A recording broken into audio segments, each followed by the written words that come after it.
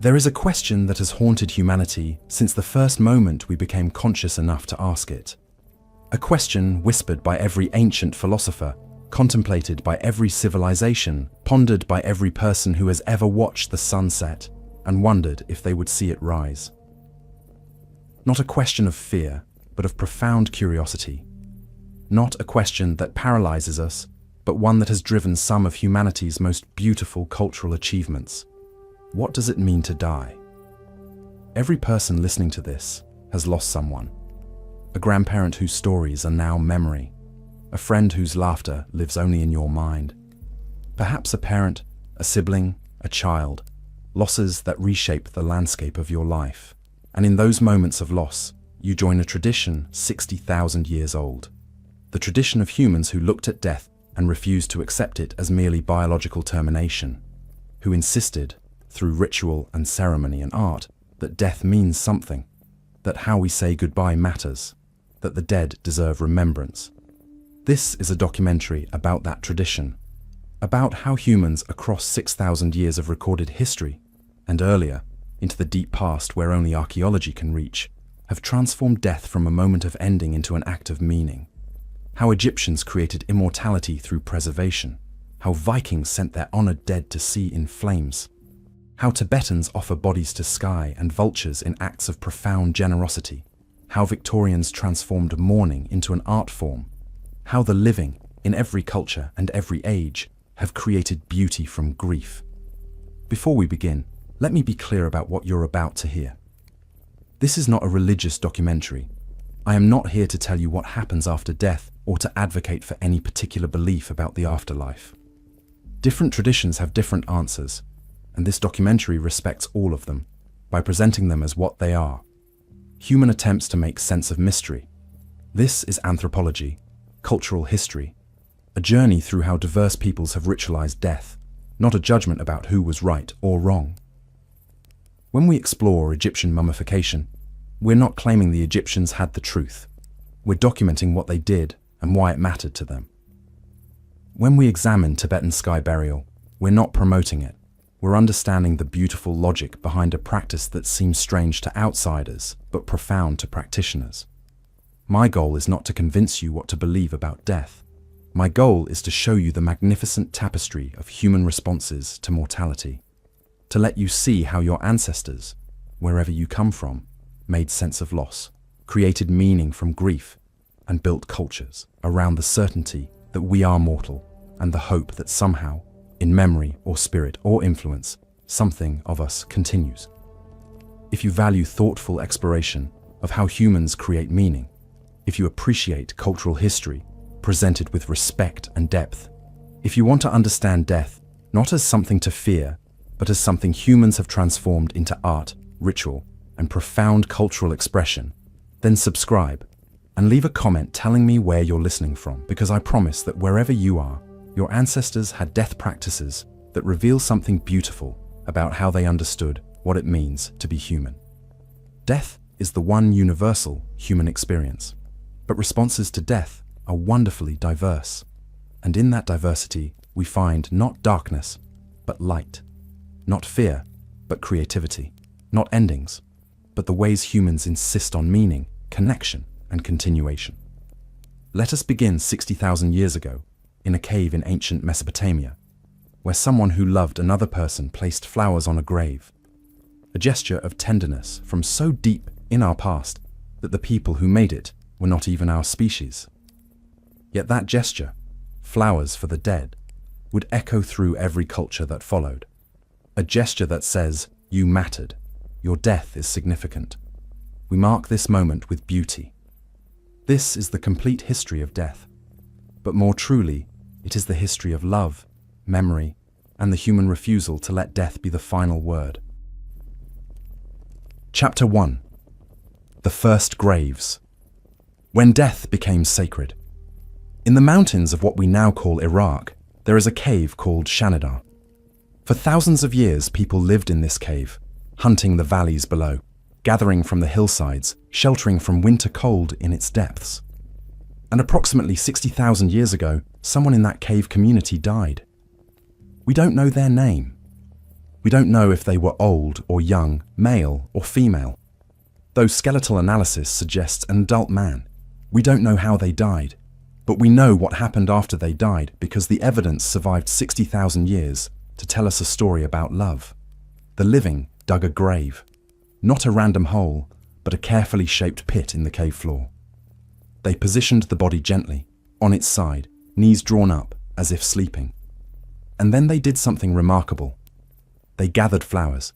They went out into the mountain meadows and collected yarrow with its delicate white blossoms, cornflowers, brilliant blue, hollyhock, tall and colourful, groundsel, grape hyacinth, woody horsetail, an armful of the mountain's beauty, and they placed these flowers with the person they had lost. Then carefully, tenderly, they covered the grave with earth. This discovery was made in 1960 by archaeologist Ralph Solecki. When the soil from the grave was analysed by French paleobotanist Arlette Leroy-Gourhan, she found pollen concentrations that suggested deliberate flower placement. Some scientists have questioned this interpretation. Perhaps rodents brought the flowers, perhaps wind-scattered pollen over millennia, but combined with the deliberately dug grave and the careful positioning of the body, many researchers believe this represents exactly what it appears to be: a funeral. One of the oldest funerals in the archaeological record. And here is what makes this discovery even more profound. The person buried at Shanidar was not Homo sapiens. They were Neanderthal, our evolutionary cousins, a separate human species that lived across Europe and Western Asia for hundreds of thousands of years before going extinct approximately 40,000 years ago. This means that the impulse to honor the dead with ritual, to mark death as meaningful, to place flowers on graves, this impulse is older than our species. It is part of what it means to be human in the deepest sense. Other Neanderthal burials confirm this pattern. At La Chapelle-aux-Saints in France, a Neanderthal was buried in a specially dug rectangular pit, positioned carefully with stones arranged around the head like a pillow. At La Ferracie, also in France, archaeologists found 6 Neanderthal graves, adults and children, suggesting a family cemetery, a place where this community deliberately chose to lay their dead to rest together. At Kabara Cave in Israel, a Neanderthal burial shows such careful positioning and immediate filling of the grave that researchers believe it represents organized ceremony, people gathering, a body laid to rest, earth quickly replaced, ritual completed. One Neanderthal burial from Shanidar Cave tells a particularly moving story. The skeleton, known as Shanidar I, belonged to a man who lived for years, despite having only one functional arm, likely being blind in one eye, and having survived severe head trauma. He could not hunt, could not easily gather food, could not defend himself. Yet he lived, which means his community cared for him, fed him, protected him, valued him not for what he could do, but simply because he was part of their group.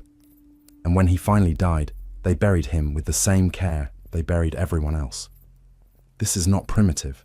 This is profoundly civilized. The recognition that every person deserves dignity in death, regardless of their abilities in life. The willingness to invest time and labor into honoring the dead.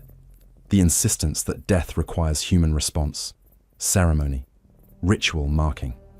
These Neanderthals, 60,000 years ago, were doing what humans still do today, gathering when someone dies, performing rituals that acknowledge loss, creating meaning from grief. Our own species, Homo sapiens, continued and elaborated these traditions. At Kafze Cave in Israel, archaeologists found a burial dated to 92,000 years ago. A child, carefully positioned with red ochre, a mineral pigment that required effort to obtain and prepare, spread on the body. Near the child were deer antlers. Again, we see grave goods, objects placed with the dead. Why? The simplest explanation is that those who buried the child believed these objects might be needed or wanted, which suggests some concept of continued existence. But even if we set aside beliefs about afterlife, the presence of ochre and antlers tells us something certain. This child was mourned. This death mattered. People invested time and precious resources into honoring this young life. By 30,000 years ago, burial practices had become spectacular in their elaboration. At Sungir, Russia, graves discovered in the 1960s revealed burials so extraordinary that they challenge our assumptions about Ice Age life. One grave contained a man buried in clothing decorated with approximately 3,000 ivory beads, each carved from mammoth tusk, each representing hours of meticulous work. The total labor investment in these beads alone would have been months. He was buried with ivory bracelets, carved pendants, and spears made from straightened mammoth tusks more than 2 meters long. Another grave at Sungir contained 2 children, buried head to head, likewise adorned with thousands of ivory beads, accompanied by carved ivory animals, discs, and spears. The clothing the children wore appears to have been made specifically for burial, ceremonial garments created to honor them in death. Think about what this means. These were Ice Age people living in harsh conditions where survival was challenging and resources were precious. Yet they chose to invest enormous time and valuable materials into funerals. They chose to honor the dead extravagantly. Why? Because even in the hardest circumstances, humans insist that some things matter more than mere survival. That beauty, ceremony, honor, and memory are worth the cost. That saying goodbye properly is one of the most important things humans do. This is where death culture begins. Not in fear, but in love. Not in darkness, but in the human insistence on creating meaning, ritual, and beauty, even in moments of profound loss. Every culture we will explore in this documentary, from ancient Mesopotamia to Victorian England to contemporary practices, descends from this impulse. The impulse to say, "You mattered. Your death is significant." We mark this moment.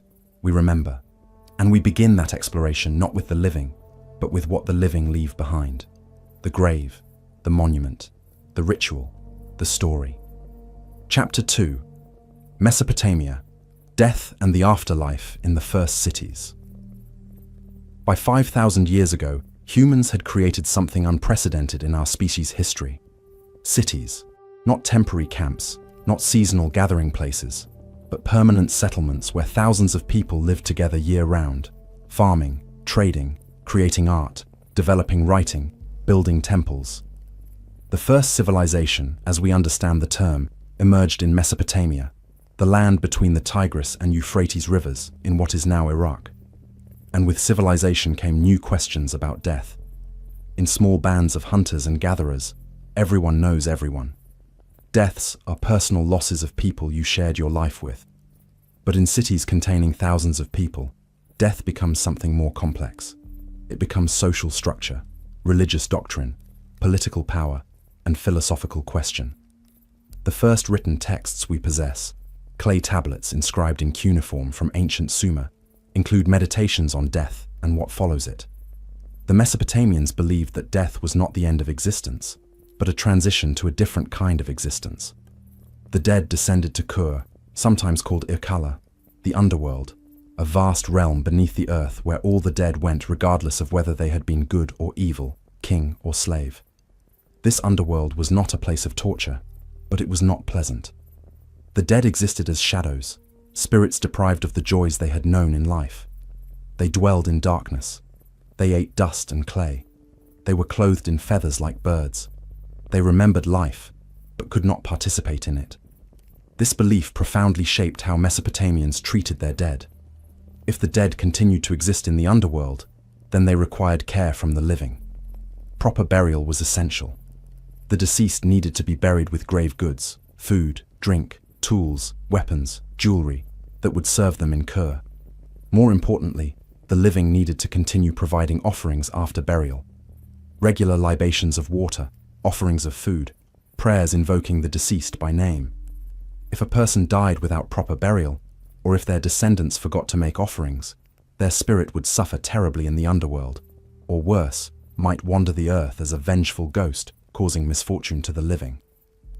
The royal tombs of Ur, excavated in the 1920s by British archaeologist Leonard Woolley, provide spectacular evidence of Mesopotamian death culture at its most elaborate. These tombs, dating to approximately 2,600 years before the Common Era, contained the burials of Sumerian royalty, kings and queens interred with astonishing grave goods, gold jewelry, lapis lazuli imported from Afghanistan, silver vessels, musical instruments including lyres decorated with bull heads made from lapis and gold, elaborate headdresses, weapons, furniture. But most remarkably, the royal dead were not buried alone. In some tombs, dozens of courtiers, soldiers, servants, musicians were buried with the king or queen. These appear to have been human sacrifices, people who died specifically to accompany and serve their ruler in the afterlife. Analysis of the skeletons shows no signs of violence. These people apparently died willingly, probably through poison, lying down in formation in the tomb before the burial chamber was sealed. Whether they truly volunteered or were coerced by religious duty is something we cannot know. But their presence tells us that Mesopotamian belief in the afterlife was literal and practical. The queen would need her servants in Kur. Her musicians would play for her in the underworld. Death was a journey, and one brought along one's household for that journey. For ordinary Mesopotamians, burial was simpler, but no less important. The body was washed and wrapped. Personal possessions were included. A carpenter might be buried with tools, a woman with spinning equipment or jewelry, a child with toys. The family dug a grave beneath the floor of their house or in a cemetery outside the city. The deceased was positioned on their side, sometimes in a clay coffin, sometimes simply wrapped in cloth. Food and drink were placed nearby. Then the family began the ongoing obligation of offerings and remembrance. Mesopotamian texts revealed deep anxiety about being forgotten. The greatest curse you could imagine was to die without descendants to perform burial rituals and maintain offerings. To be forgotten meant to suffer eternally in the underworld, or to be utterly erased from existence. This is why genealogy mattered, why having children mattered, why names were important. The dead lived on through memory and through the rituals of the living. The Epic of Gilgamesh, one of the oldest surviving works of literature, is fundamentally a meditation on death and the human desire for immortality. Gilgamesh, the legendary king of Uruk, is devastated when his beloved friend Enkidu dies. He refuses to accept death as final. He embarks on a desperate quest to find immortality, traveling to the ends of the earth seeking the secret of eternal life. He learns that only one human, Utnapishtim, survived the Great Flood and was granted immortality by the gods. Gilgamesh finds Utnapishtim and demands to know how he too can become immortal. Utnapishtim tells him, "You cannot." The gods granted immortality to him alone as reward for surviving the flood. Humans are mortal. Death is inevitable. But then Utnapishtim offers Gilgamesh a chance. There is a plant at the bottom of the ocean that restores youth. Not true immortality, but perpetual renewal. Gilgamesh dives to the ocean floor and retrieves the plant. He plans to bring it back to Uruk, to share it with the elders of his city. But on the journey home, while Gilgamesh bathes in a pool, a serpent steals and eats the plant. The serpent sheds its skin, renewed, and slithers away. Gilgamesh has lost his one chance at escaping death. The epic ends with Gilgamesh returning to Uruk, accepting his mortality, and finding solace not in immortality, but in legacy. He has built great walls, ruled justly, created a city that will endure long after he is gone. His name will be remembered. His works will outlast his life. This is the only immortality available to humans: memory, legacy, impact on the world we leave behind. This theme runs through all of Mesopotamian death culture. We cannot escape death, but we can ensure that death is not forgetting. Through ritual, through offerings, through descendants who speak our names, through works that endure, we continue in some form. Not as we were, perhaps, but as memory, as influence, as the ripples we created in the world during our brief time above ground. When Mesopotamian civilization faded, when the great cities were abandoned, when cuneiform stopped being written, when the languages died, their death practices ended with them. But their core insight persisted and spread to every culture that followed. Death is not simply an ending. It is a relationship between the living and the dead, and how the living maintain that relationship through ritual, through memory, through honor, defines a culture's deepest values. Chapter 3. Egypt. The conquest of death through preservation. If Mesopotamia accepted death as inevitable and created rituals to honor the dead in their shadowy afterlife, Egypt attempted something far more ambitious. Egypt set out to defeat death entirely, not to accept mortality and make peace with it, but to preserve the body so perfectly that the person could live forever, literally and physically, in an eternal paradise that mirrored the best of earthly life. This is the extraordinary audacity of ancient Egyptian culture. They believed death could be overcome through knowledge, through ritual, through the proper care of the body. And they developed the most sophisticated death practices the ancient world ever knew. Practices that would continue for 3,000 years. Practices so elaborate and expensive that they required entire professional classes devoted solely to preparing the dead for eternity. The Egyptian concept of death and afterlife was complex and evolved over millennia, but certain core beliefs remained constant. Humans were not single unified souls. Each person consisted of multiple spiritual components. The Ka was your life force, your vital energy. The Ba was your personality, your individual character, often depicted as a bird with a human head. The Akh was the transfigured spirit, what you became after successful passage through death and judgment.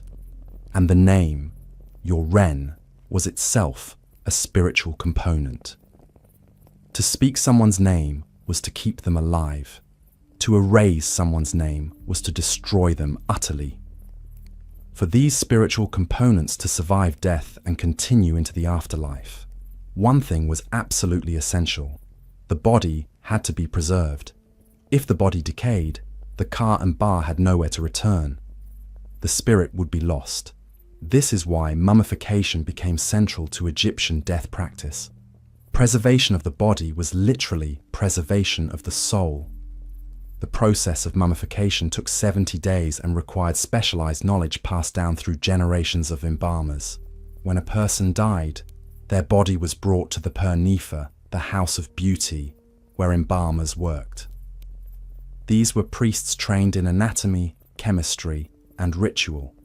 They worked under the protection of Anubis, the jackal-headed god who presided over mummification and guided souls through the afterlife. The procedure was meticulous. First, the body was washed with water from the Nile and wine. Then the embalmer made an incision on the left side of the abdomen and removed the internal organs, stomach, intestines, liver, lungs.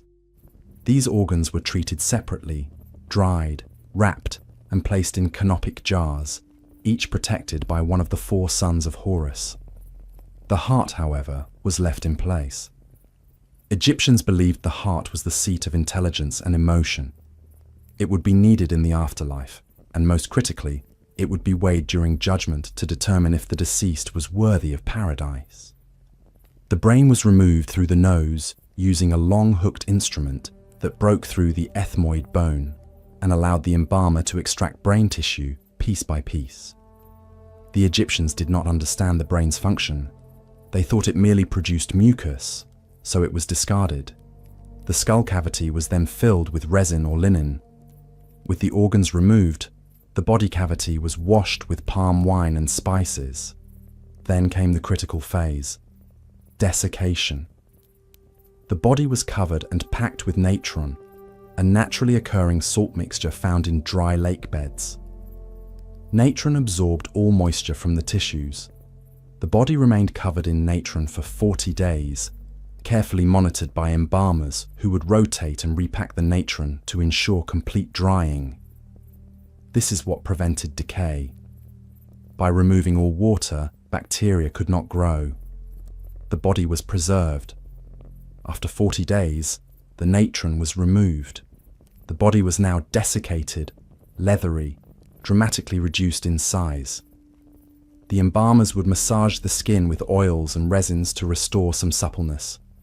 The body cavity was packed with linen, sawdust, or sand to restore a more natural shape. The abdominal incision was closed. Artificial eyes might be placed in the sockets. The skin was coated with resin as a protective sealant. Then came wrapping, which was itself a ritual taking many days. The body was wrapped in hundreds of meters of linen strips, starting with the fingers and toes, working up each limb, around the torso, covering the head. Between layers, Prayers were recited and protective amulets were placed. Scarabs, the Eye of Horus, Djed pillars, ankhs.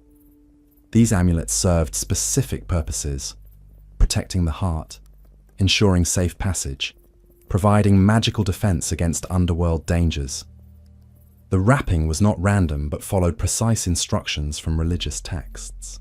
The final wrapping included a shroud, often decorated with images of deities. Then the mummy was placed in a coffin, which itself was often placed inside one or more larger coffins, and finally in a stone sarcophagus. The coffins were decorated with spells, prayers, maps of the underworld, images of the deceased and the gods. Everything was designed to aid the deceased in their journey through the Duat, the Egyptian underworld, and into the field of reeds, the paradise awaiting the virtuous. This entire process was expensive. Full mummification with all rituals, high-quality materials, elaborate coffins, and tomb construction was available only to royalty and the very wealthy. But Egyptians of more modest means still sought some form of preservation and proper burial. A poor family might afford only basic mummification, the body dried in natron without organ removal, wrapped in simpler materials, buried in a simple wooden coffin. But even the poorest Egyptians tried to ensure their dead were buried properly, with at least minimal grave goods and ritual, because the alternative, decay and loss of the afterlife, was unbearable to contemplate. The mummification process was only the beginning of the deceased's journey. The real test came after burial. The deceased's spirit had to navigate the Duat, a dangerous underworld filled with lakes of fire, rivers to cross, gates guarded by demons with knives, serpents that had to be defeated or appeased. This is where the Book of the Dead became essential. This collection of spells, prayers, and instructions, written on papyrus and placed in the tomb, told the deceased how to overcome each obstacle. Spell 125, for example, provided the words needed to pass judgment. Spell 6 prevented the deceased from being forced to do manual labor in the afterlife. Spell 30b prevented the heart from testifying against you during judgment. The climax of the afterlife journey was the weighing of the heart, which occurred in the Hall of Two Truths. Here, in the presence of Osiris, god of the dead and resurrection, the deceased's heart was placed on one pan of a great scale. On the other pan sat a single feather, the feather of Ma'at, goddess of truth and justice. 42 judges, the assessor gods, one for each nome of Egypt, observed. Thoth, god of wisdom and writing, stood ready with his reed pen to record the result. The deceased recited the negative confession, a declaration of innocence covering 42 sins they claim not to have committed. I have not killed. I have not stolen. I have not told lies. I have not committed adultery. I have not caused pain. I have not caused tears. I have not been angry without cause. The list continued, covering both ritual offenses like violating temple offerings and moral offenses like causing suffering or harming children. As the deceased spoke, the scale measured the heart against the feather. If the heart was light, unburdened by sin, aligned with Ma'at, living according to truth and justice, the scale balanced. The deceased was declared true of voice, justified, worthy. Osiris granted passage to the field of reeds, a paradise that looked like idealized Egypt. Abundant crops, cool water, shade, festivals, reunion with loved ones who had died before, eternal life in perfection.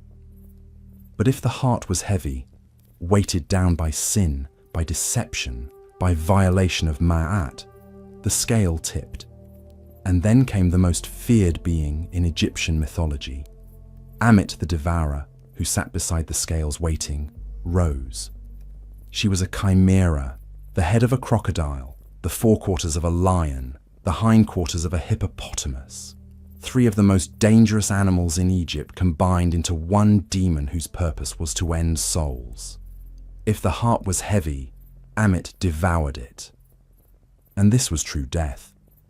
Not the death of the body, which had already occurred and been preserved, but the death of the soul, annihilation, complete erasure from existence. The person ceased to be. They did not suffer in hell. They did not exist in diminished form. They simply ended, utterly and finally. This fear of annihilation drove Egyptian death culture. Everything, the mummification, the tomb, the rituals, the offerings, the prayers, the Book of the Dead, existed to prevent that final death, to ensure that you passed judgment, entered the field of reeds, and lived forever. For 3,000 years, Egypt maintained these practices with remarkable consistency. Even as dynasties rose and fell, even as foreign powers conquered Egypt, even as the language evolved and political structures changed, the core death practices persisted. Because they were not merely customs, they were the technology of immortality, the one thing that gave death meaning and offered hope that those we love continue. When Rome conquered Egypt in 30 years before the Common Era, mummification gradually declined. Christianity, which spread through Egypt in the first centuries of the Common Era, taught resurrection of the body at the end of time, not preservation through mummification.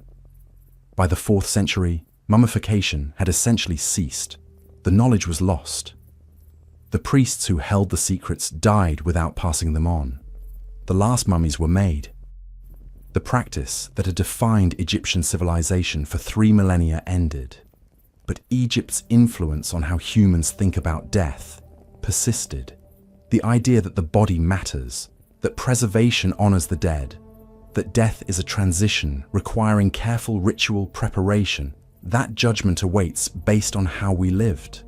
All of these concepts, refined in Egypt over thousands of years, would influence Judaism, Christianity, Islam, and Western death culture generally.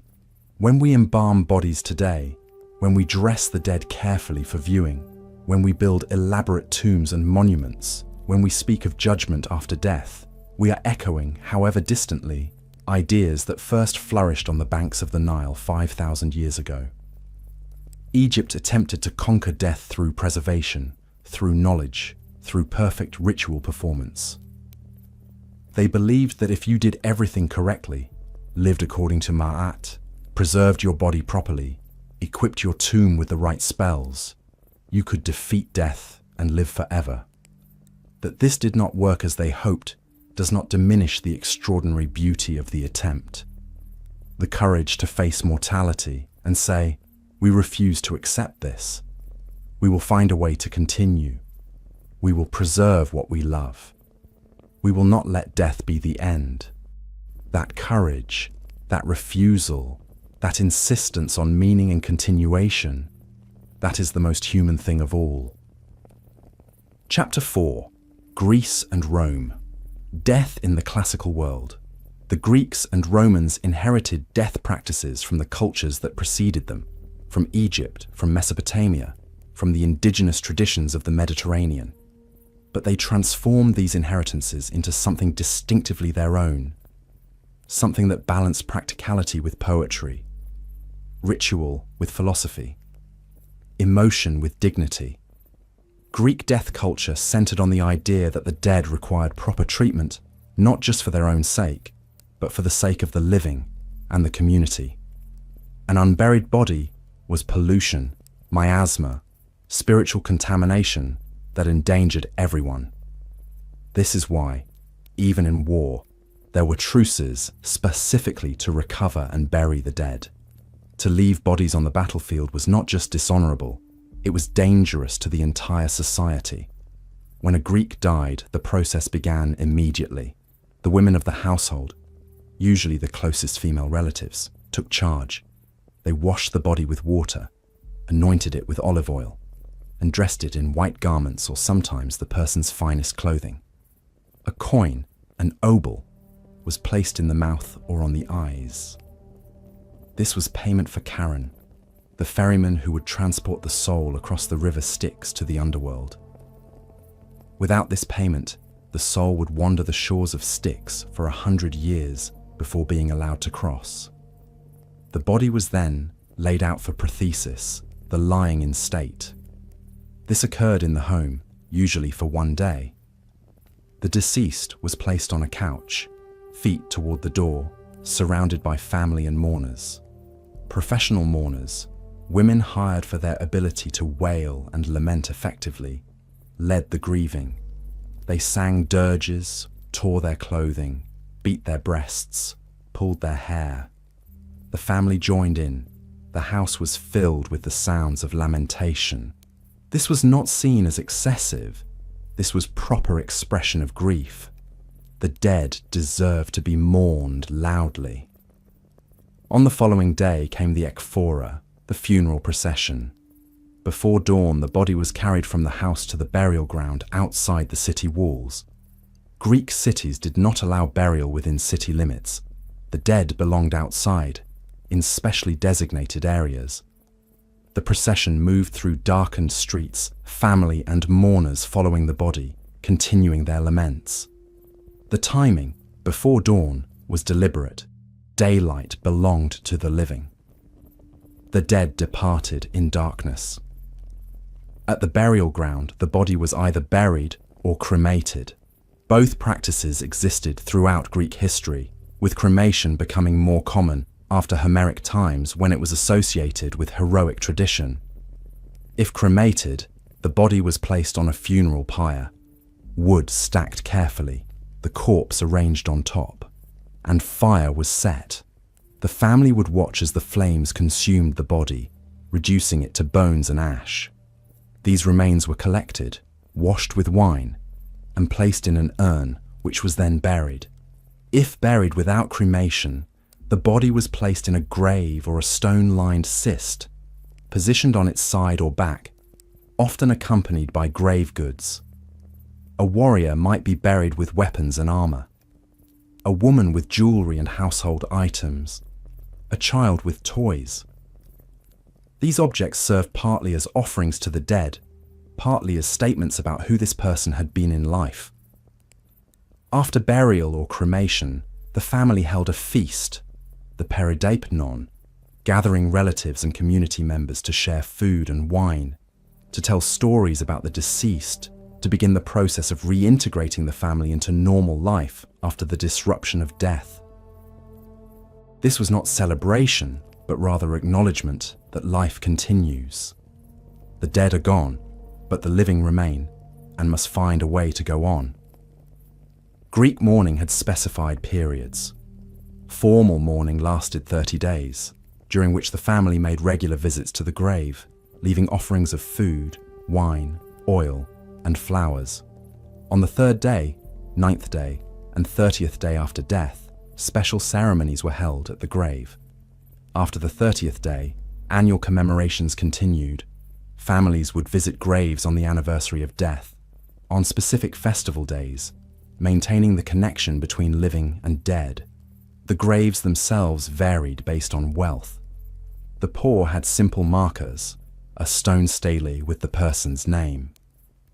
The wealthy erected elaborate monuments, columns carved with reliefs showing the deceased in idealized form, often in scenes of farewell, a father shaking hands with his son, a woman looking into a mirror held by her servant one last time. These reliefs were not meant to show death but life. The dead were depicted as they had been, vital, beautiful, engaged in the activities that defined them. Death was the end of life, but memory preserved the person as they had lived. The Greek underworld, Hades, was not a place of punishment for most souls. It was simply where the dead went. A shadowy realm ruled by the god Hades and his queen Persephone, where the dead existed as shades, insubstantial shadows of their living selves. They remembered life, but could not participate in it.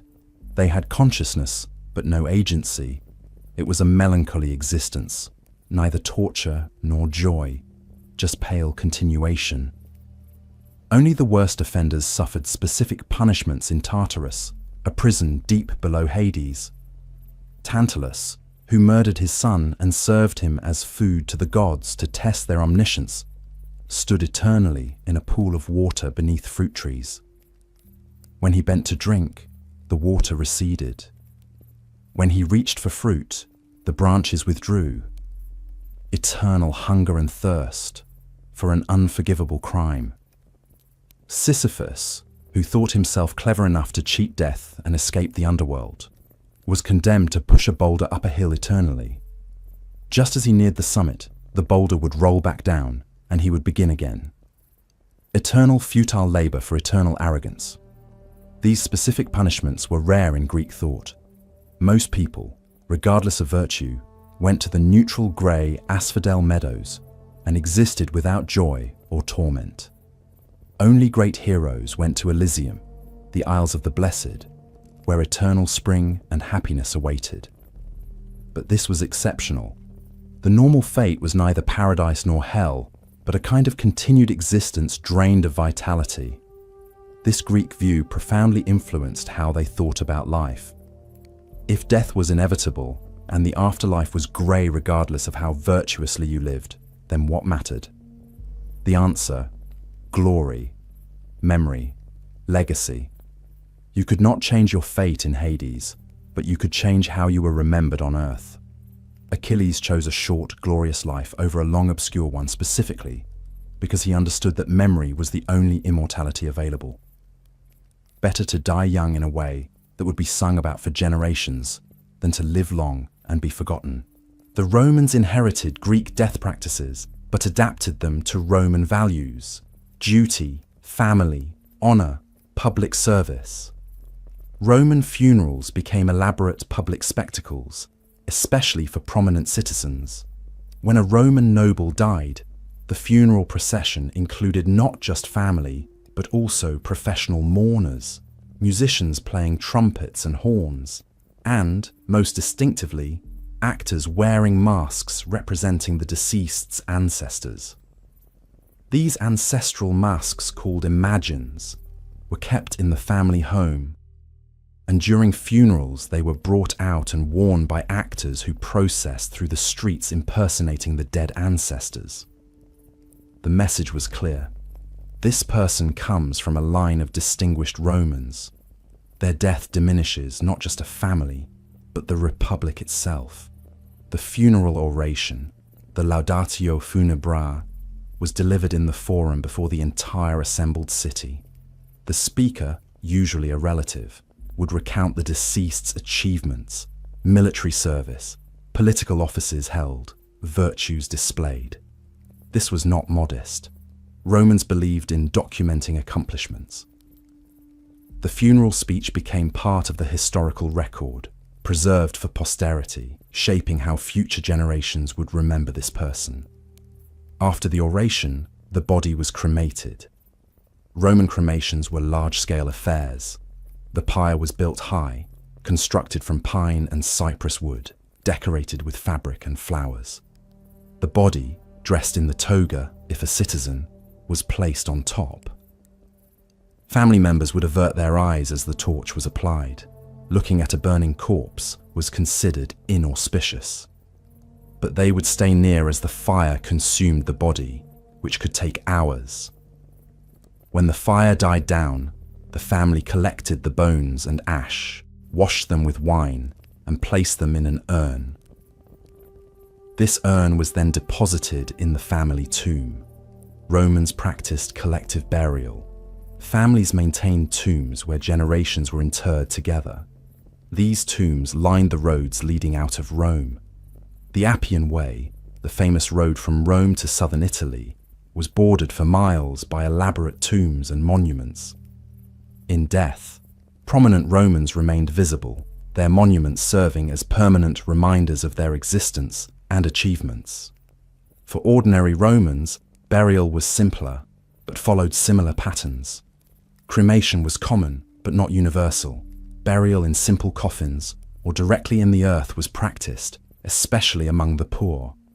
Burial societies, collegia, allowed working-class Romans to pool resources, ensuring that even the poor could have dignified funerals and proper burial.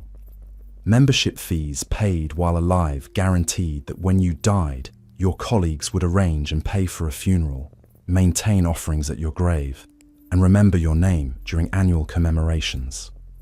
This Roman emphasis on memory and collective commemoration reveals something important. For both Greeks and Romans, death's sting lay not in physical extinction, but in being forgotten. The great horror was not ceasing to exist, but ceasing to be remembered. This is why epitaphs on Roman tombs so often included phrases like, "I was, I am not, I care not," a proclamation of acceptance, but also, "You who read this, remember that you too must die, so live well and remember my name." The dead spoke to the living through their monuments, reminding those who passed by that memory was a gift the living could give to the dead. When Christianity spread through the Roman Empire in the first centuries of the Common Era, it brought different ideas about death and burial. Christians rejected cremation, believing in literal bodily resurrection at the end of time. They needed intact bodies, so burial became mandatory. They rejected elaborate public funerals as pagan vanity. They rejected offering food and wine at graves as feeding demons. They created new burial practices, catacombs, underground galleries where Christians could be buried together, away from pagan cemeteries, surrounded by fellow believers and images of Christ, the apostles, and biblical scenes promising resurrection and eternal life. This Christian transformation of Roman death culture marked a major shift. Death was no longer merely an ending to be accepted with dignity and commemorated with glory. Death became a transition to judgment and eternity, heaven or hell determined by faith and behavior. The body became sacred, a temple to be preserved for resurrection. Funerals became religious rites, not civic ceremonies, and the dead were no longer simply remembered. They were prayed for, their souls believed to continue conscious existence, awaiting final judgment. This shift would reshape European death culture for the next 1500 years. But even as Christianity transformed the practices, echoes of Greek and Roman death culture persisted. The importance of proper burial, the gathering of community to mourn, the emphasis on memory and commemoration, the belief that how we treat the dead reveals our values. These principles, refined in the classical world, remain foundational to Western death culture today. Chapter 5. Viking Funerals, Fire and Ships. In the cold northern waters of Scandinavia, between the 8th and 11th centuries, the Vikings developed funeral practices as dramatic and distinctive as their culture. Practices involving ships, fire, elaborate grave goods, and occasionally human sacrifice. These were not a gentle people. They were raiders, warriors, seafarers who travelled from Scandinavia to raid and trade across Europe, reaching as far as the Mediterranean, Russia, and even North America. And their funerals reflected their values: honour, courage, warrior ethos, and the belief that death was a journey requiring proper preparation. The most famous Viking funeral practice is the ship burial. When a prominent Viking died, a chieftain, a wealthy trader, a warrior of renown, they might be buried in a ship, not a symbolic model, an actual seagoing vessel, the finest the community could provide. The ship was dragged inland and positioned in a specially dug pit or placed on the surface and covered with a mound of earth. The deceased was placed in the ship, often in a specially constructed burial chamber within the vessel, dressed in fine clothes, armed with weapons, surrounded by everything they might need in the afterlife. The grave goods buried with wealthy Vikings were extraordinary. Weapons, swords, spears, axes, shields, often elaborately decorated, sometimes inscribed with runes, jewelry, gold arm rings, silver brooches, amber beads, elaborate necklaces, household items, cauldrons, cooking equipment, game boards, dice, animals, horses, dogs, sometimes cattle or oxen, sacrificed and placed in the ship, and in some cases, humans. The most complete Viking ship burial ever found is the Oseberg ship, discovered in Norway in 1904. The ship, built around 820, had been hauled inland and buried in a peat bog, which preserved it remarkably well. Inside were two women, one in her 70s or 80s, one in her 50s, buried with astonishing wealth. The ship itself was beautifully made, with elaborate carvings on the prow.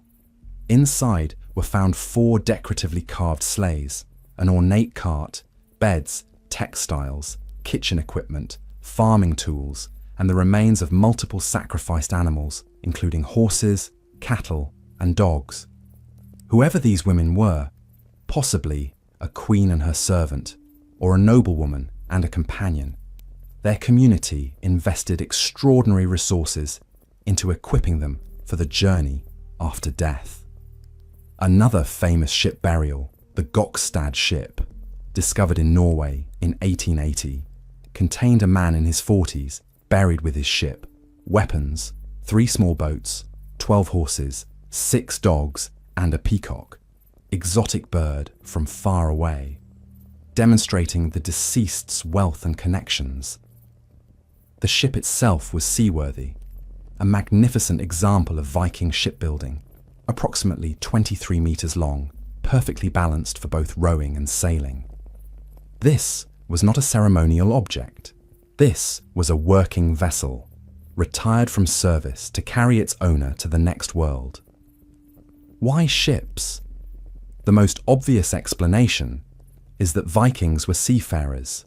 Their ships were their most valuable possessions, the technology that allowed them to raid, trade, explore, and build an empire across the North Atlantic. Burial in a ship made symbolic sense. As the ship had carried them through life, it would carry them to the afterlife. But there may have been a more literal belief as well. Norse mythology speaks of the dead traveling to the afterlife, and a ship would be necessary for that journey, especially if you were headed to Valhalla, Odin's hall, where warriors who died in battle would feast and fight until Ragnarok, the end of the world. Not all Vikings could afford ship burials. For most, burial was simpler. The body might be placed in a wooden coffin or simply wrapped in cloth and buried in the earth. A mound or stone cairn marked the grave. Stones might be arranged in the shape of a ship, boat-shaped stone settings called stone ships, creating a symbolic vessel for those who couldn't afford an actual one. Even the poorest Vikings tried to include some grave goods. A knife, a cloak pin, a simple piece of jewelry, a cup. Something to show that this person mattered, that their death deserved commemoration. Viking cremation was also practiced, though less commonly than burial. When cremation occurred, it could be spectacular.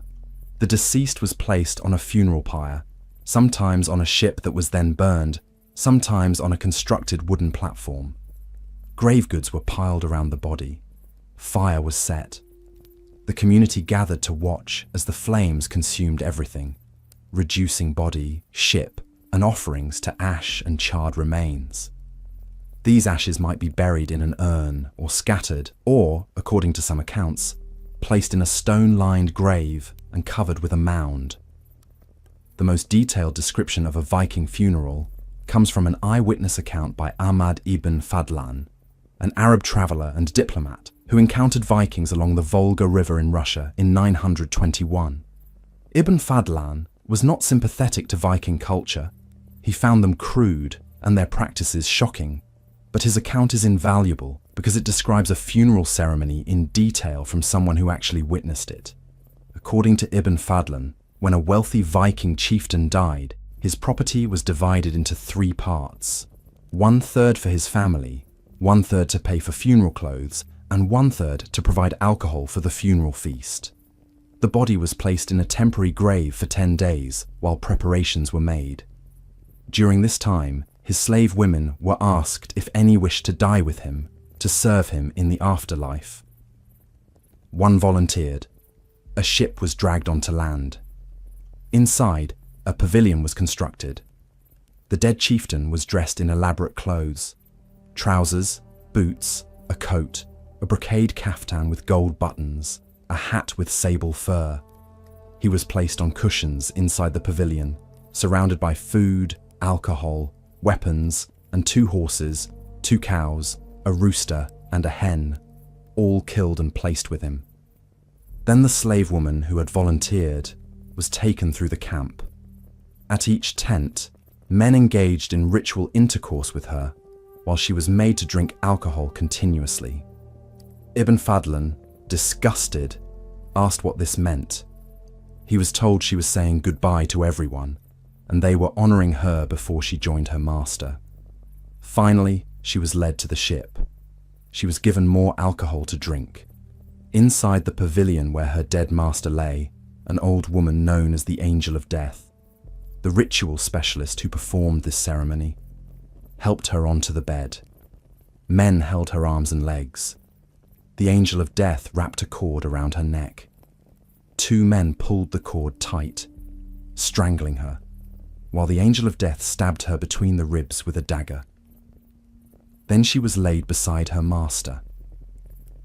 The chieftain's closest relative, completely naked, his face turned away so he wouldn't see the ship burning, approached with a torch and lit the wood stacked around the ship.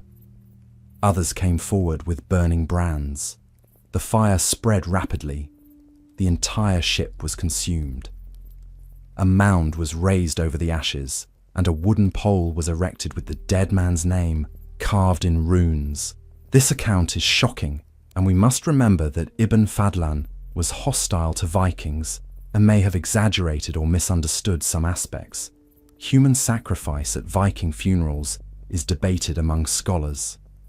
Some burials show evidence of possible sacrifice servants or slaves, but it's difficult to determine if these people died voluntarily, were coerced, or died from other causes and were included in the burial. What is clear is that Vikings believed the dead might need companionship and service in the afterlife, and high-status individuals were sometimes buried with multiple bodies, animals, and vast amounts of goods. The Viking afterlife was complex. Warriors who died in battle, killed by weapons, not disease or age, were believed to be chosen by Odin or Freyja and brought to Valhalla or Folkvangr, halls where they would feast, drink, and fight until Ragnarok. This was the best possible fate: eternal honor, combat, and celebration with other heroes. Those who died peacefully went to Hel, a realm ruled by the goddess Hel, daughter of Loki. This was not a place of punishment, but rather a neutral realm of the dead, similar to the Greek Hades, shadowy, quiet, neither joyful nor torturous. The worst fate was to die without honor, from sickness, old age, or cowardice, and have no proper burial, wandering as a ghost, unable to reach any afterlife. This belief system shaped Viking behavior. Warriors sought death in battle specifically to guarantee Valhalla. Old men who felt death approaching from illness might ask a friend to wound them with a weapon so they would die from a blade rather than sickness. Women who died in childbirth were sometimes buried with infant-sized weapons, perhaps to give them status as warriors who had died in their own form of battle. Honor in death was more important than merely continuing to live. When Christianity arrived in Scandinavia, gradually between the 9th and 12th centuries, these practices changed. Christian missionaries condemned ship burials, cremation, grave goods, and especially human sacrifice as pagan abominations.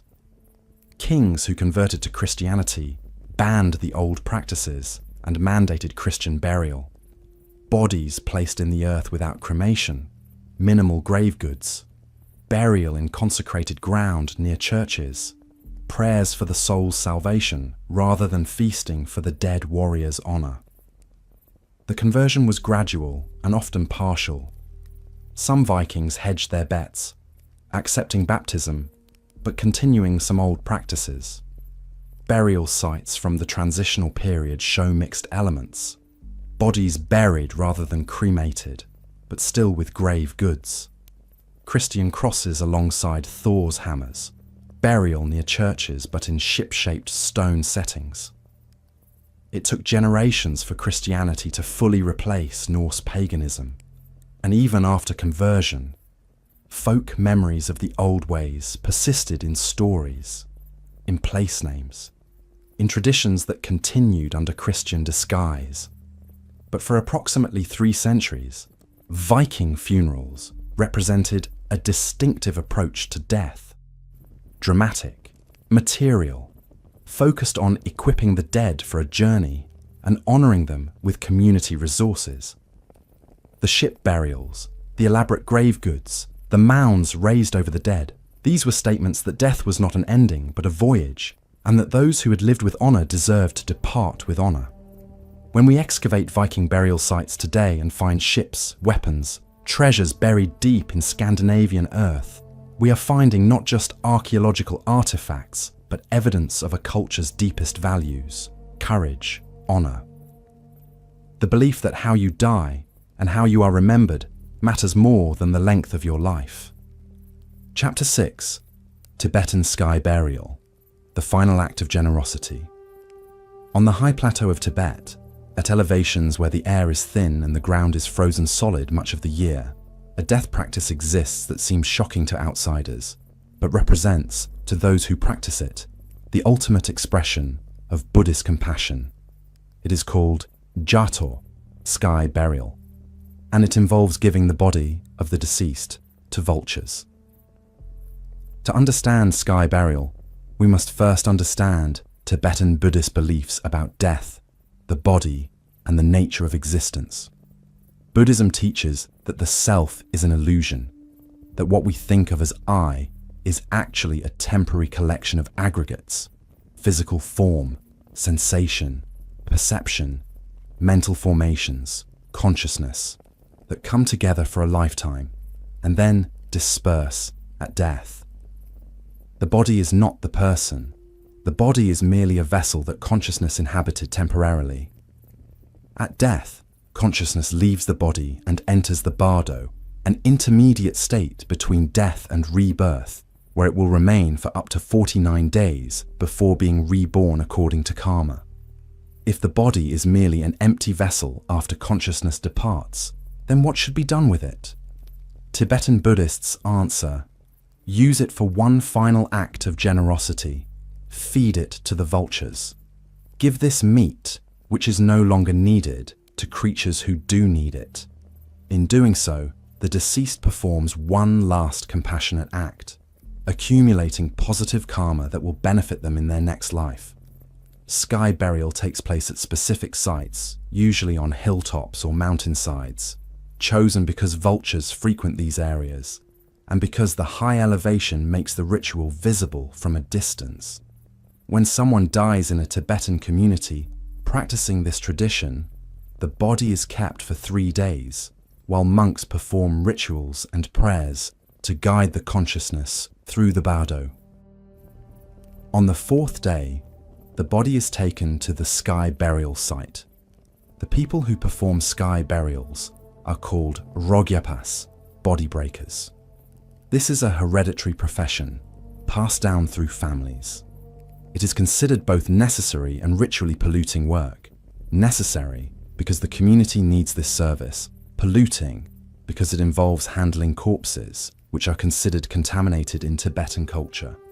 Rogyapas are respected for providing essential service, but exist somewhat outside normal social structures because of the work they do. At the sky burial site, the Rogyapas unwrap the body from the cloth it has been wrapped in. They position it face down. They make specific cuts, working methodically to separate the body into pieces that vultures can consume. This is not done with disrespect. This is technical work, performed with the goal of making the body as accessible as possible to the birds. The Rogyapas are highly skilled. They know exactly how to process a body efficiently. As they work, they sometimes mix the bones with barley flour, tsampa, the staple food of Tibet, to make them more palatable to the vultures. They use wooden mallets to break larger bones into smaller pieces. Nothing is wasted. The goal is complete consumption by the birds. When preparation is complete, the rogyapas step back. The vultures, which have been circling overhead or waiting nearby, descend. These are Himalayan griffon vultures, enormous birds with wingspans that can exceed 2 meters. They are efficient scavengers, and they are hungry. They consume the body rapidly, often within an hour. They take the soft tissues first, then the organs, finally the bones if they've been broken small enough. What the vultures cannot eat, the rogyapas burn or scatter. Family members sometimes watch from a distance. Monks may be present, praying for the deceased. But the ritual is not meant to be a spectacle. It is functional, practical, compassionate. When the vultures have finished and flown away, the rogyapas clean the site. Nothing remains. The body has been given back to nature, has nourished other living beings, has served its final purpose. Why this practice? Several practical reasons contribute. Tibet is high-altitude terrain, where wood is scarce, making cremation difficult and expensive. The ground is often frozen solid, making digging graves nearly impossible for much of the year. Burial in the earth, even when possible, is problematic in Tibetan thought because bodies buried without decomposition might create obstacles for the consciousness trying to move on. Cremation, while practiced for high lamas and wealthy individuals who can afford wood, is too expensive for most. Sky burial is the practical, available option. But beyond practicality, there is profound philosophy. In Buddhist teaching, generosity, dana, is one of the most important virtues. The most precious gift is giving without expectation of return. What greater gift can a person give than their own body, used to sustain other living creatures? The vultures need food. The deceased no longer needs this body. This transaction is pure generosity, the final bodhisattva act of putting others' needs above your own. There is also recognition of impermanence and non-attachment. Tibetan Buddhism emphasizes that nothing lasts, that clinging to things, including our own bodies, causes suffering. Sky burial is a powerful demonstration of impermanence. The body we spent a lifetime caring for, protecting, identifying with, is gone in an hour, transformed from me into vulture nourishment. This stark recognition of our physical mortality is meant to teach the living, to remind them not to be too attached to material existence, to focus on consciousness and karma rather than physical form. For Tibetans who practice sky burial, watching vultures consume a loved one's body is not traumatic. It is considered auspicious. If the vultures come quickly and consume the body completely, this is a good sign. It means the deceased had good karma. It means the offerings have been accepted. It means the consciousness can move on unimpeded. If vultures are slow to come or leave portions uneaten, this is concerning.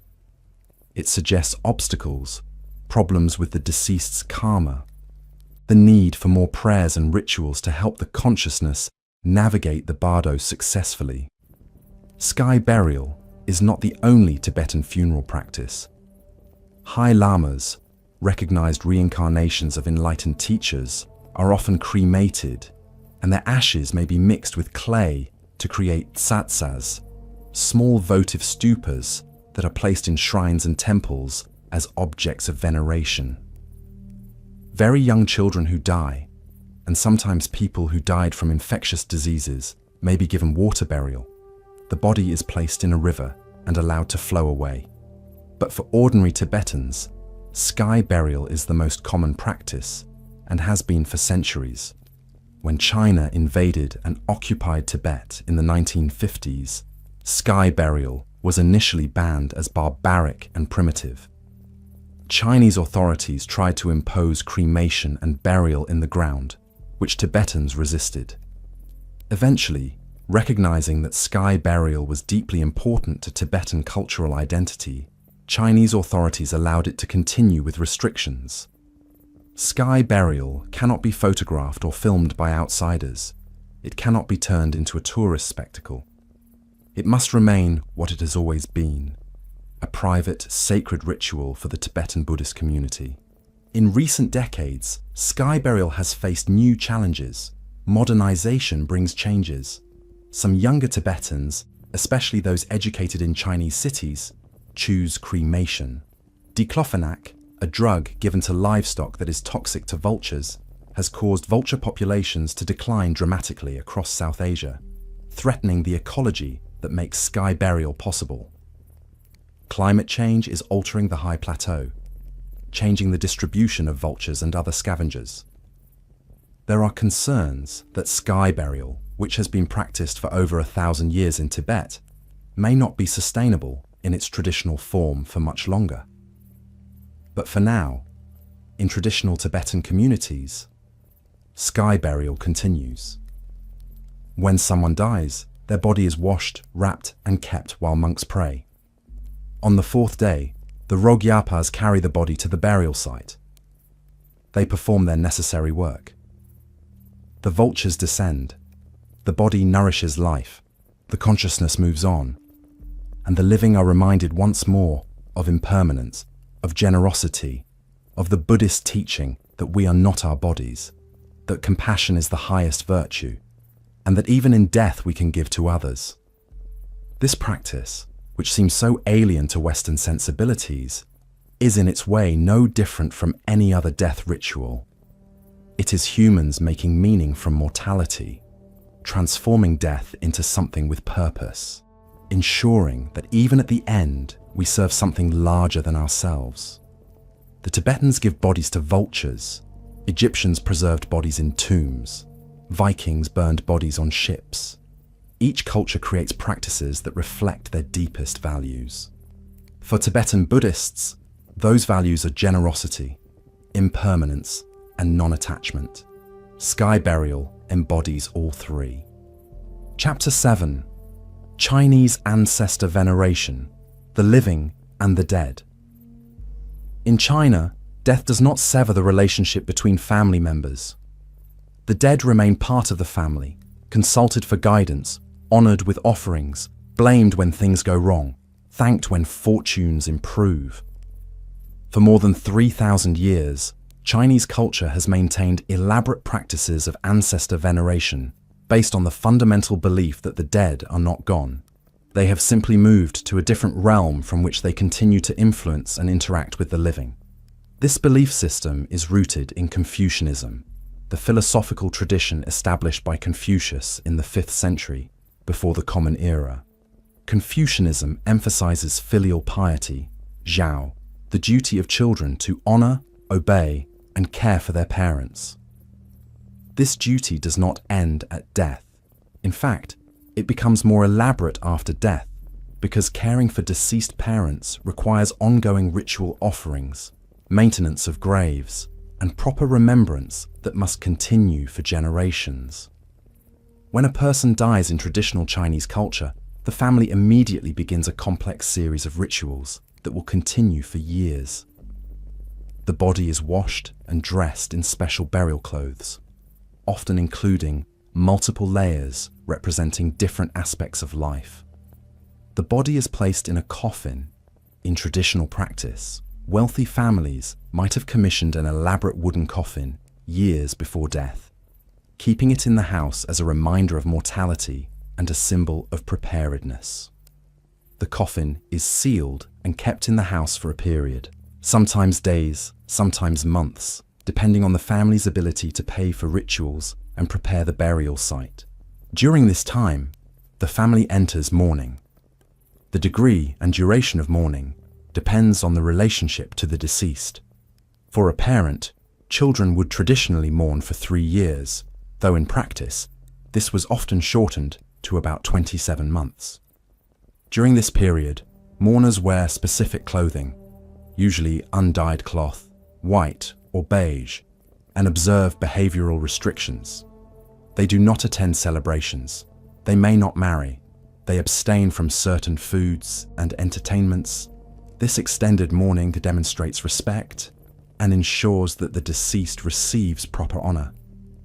The funeral itself is an elaborate affair. Professional mourners may be hired to wail and lament. Musicians play. Monks or priests, Buddhist, Taoist, or sometimes both, perform rituals to guide the soul on its journey. Offerings of food, wine, and paper goods are made, and significantly, offerings of joss paper, specially printed paper money, and paper representations of goods the deceased might need in the afterlife, are burned. The smoke carries these offerings to the spirit realm, where the deceased can use them. These paper offerings are extraordinarily diverse. Traditional offerings include paper money, paper clothing, paper furniture, but contemporary practices have evolved. Today you can burn paper cell phones, paper cars, even paper houses complete with paper furniture. The logic is the same as in ancient times. The deceased needs things in the afterlife, and burning paper representations transmits them spiritually. After the funeral, the family establishes an ancestor tablet, a wooden plaque inscribed with the deceased's name and dates, which is placed in the family home on an ancestor shrine. This tablet represents the deceased. It is not idolatry. It is a focal point for veneration and communication. The family makes regular offerings before the tablet, burning incense, offering food and tea, bowing respectfully. On the deceased's birthday, on death anniversary, on major holidays, the family gathers at the shrine to honor their ancestor. The grave itself requires ongoing care. Traditionally, Chinese graves are located according to feng shui principles, geomancy, determining proper placement for harmony with landscape and cosmic forces. The gravesite affects the fortune of the entire family. If ancestors are buried in inauspicious locations, the living may suffer. If graves are well placed and properly maintained, the family will prosper. This creates strong incentive for descendants to ensure graves are well kept. The Qingming Festival, Tomb Sweeping Day, occurs in early April each year. On this day, families visit ancestral graves to clean them, repair any damage, offer food and drink, burn incense and joss paper. This is not somber. This is family reunion. Multiple generations gather at the gravesite. Children learn about their ancestors. Stories are told. Food is shared. The living commune with the dead, maintaining relationships across generations. This practice extends back thousands of years. The Shang dynasty, China's first historically verified dynasty, which ruled from approximately 1600 to 1046 before the Common Era, left extensive evidence of ancestor veneration. Oracle bones, pieces of ox bone or turtle shell inscribed with questions and heated until they cracked, with the cracks interpreted as answers from ancestors and gods, show that the Shang regularly consulted their deceased ancestors about military campaigns, harvests, construction projects, and political decisions. The dead were believed to have power and knowledge that could benefit the living if properly honored. The most spectacular example of Chinese death culture is the tomb of Qin Shi Huang, the first emperor of unified China, who died in 210 before the Common Era. This tomb, located near modern Xi'an, contains the famous terracotta army, more than 8,000 life-size clay soldiers, each individually sculpted with unique features, along with horses, chariots, and weapons. These were not offerings to be burned. These were actual clay figures, buried with the emperor to serve him in the afterlife. The tomb itself has not been fully excavated. Too dangerous, too culturally sensitive, too technologically challenging with current conservation methods. But ancient historical texts describe its contents. Rivers of mercury flowing across a map of China, celestial representations on the ceiling, crossbows set to automatically fire at intruders, treasures beyond counting. Whether these descriptions are accurate or exaggerated propaganda, they reveal how important afterlife preparation was to China's most powerful ruler. He unified China, built the Great Wall, standardized currency and writing, and he spent enormous resources ensuring his afterlife would be as magnificent as his earthly reign. For ordinary Chinese, afterlife beliefs were less grandiose, but no less important. The soul was believed to have multiple components: the hun, spiritual soul, that ascends to heaven, and the po, corporeal soul, that descends to earth or remains with the body. Both needed care. The hun required regular offerings to remain benevolent. The po required proper burial to prevent it from becoming a vengeful ghost. Ancestor veneration was not worship. It was relationship maintenance. The dead were believed to retain interest in family affairs, to be capable of helping or hindering descendants, to require and deserve respect. Neglecting ancestors brought misfortune. A family experiencing repeated bad luck might consult a specialist who might determine that an ancestor's grave was improperly situated or that offerings had been neglected. Correcting these oversights would restore harmony and fortune. This system reinforced Confucian's social values. Filial piety was the foundation of social order. If children honored parents while alive and venerated them after death, families would be stable, which meant society would be stable. The emperor could present himself as the ultimate filial son, honoring his ancestors, and expect subjects to emulate this behavior. The entire social hierarchy, from emperor to peasant, rested on the belief that respecting one's elders and ancestors was the fundamental human duty. When Buddhism entered China from India in the 1st century of the Common Era, it encountered this existing ancestor veneration system. Buddhism taught different concepts: reincarnation, karma, the possibility of escaping the cycle of rebirth entirely through enlightenment. How could you venerate ancestors who had been reincarnated as someone else, or who had achieved nirvana and no longer existed in any form? Chinese Buddhism adapted. It developed the concept that souls remained in intermediate states where offerings from the living could benefit them, improving their karma and helping them achieve better rebirths or eventual enlightenment. The Ghost Festival, celebrated on the 15th day of the 7th lunar month, became important in Chinese Buddhist practice. On this day, the gates of hell open and hungry ghosts are released to seek offerings from the living. Families make elaborate offerings to ensure their deceased relatives are fed and honored, preventing them from becoming hungry ghosts themselves. This synthesis of Confucian ancestor veneration and Buddhist reincarnation beliefs created a distinctively Chinese approach to death. The dead remain present, as ancestors on tablets, as spirits requiring offerings, as bones in graves that affect family fortune, while also potentially moving through cycles of rebirth. Both systems coexist, sometimes in contradiction, but both serve the same function: ensuring that death does not sever human relationships, that the dead remain integrated into family and community, that memory and honor persist across generations. Even today, in modern China, where communist ideology officially rejects superstition and promotes materialist atheism, ancestor veneration persists. Qingming Festival is a national holiday. Families still gather at graves. Offerings are still made, though perhaps more modest than in traditional practice. Ancestor tablets may no longer be common in urban apartments, but photographs of deceased parents and grandparents are displayed prominently, flowers placed before them on important dates. The Chinese contribution to death culture is the insistence that the dead are not gone, that family bonds are eternal, that memory is not passive nostalgia but active relationship maintenance requiring work, ritual, and devotion from each generation. Your ancestors made you possible.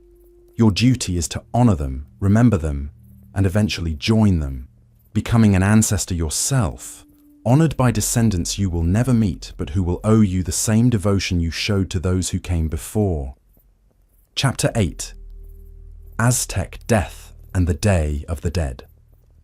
When the Spanish conquistadors arrived in Mexico in 1519, they encountered the Aztec Empire at its height. Millions of people, elaborate cities, sophisticated agriculture, complex religious systems. They also encountered death practices that shocked and horrified them. Human sacrifice on a scale Europeans had never imagined. Skull racks displaying thousands of skulls. Festivals where bones and death were celebrated rather than mourned. The Spanish saw this as barbarism, but the Aztecs saw it as cosmic necessity. To understand Aztec death culture, we must understand their worldview, where death was not an enemy, but a vital component of existence, where sacrifice kept the universe functioning, and where the dead did not vanish, but continued in specific realms depending on how they died.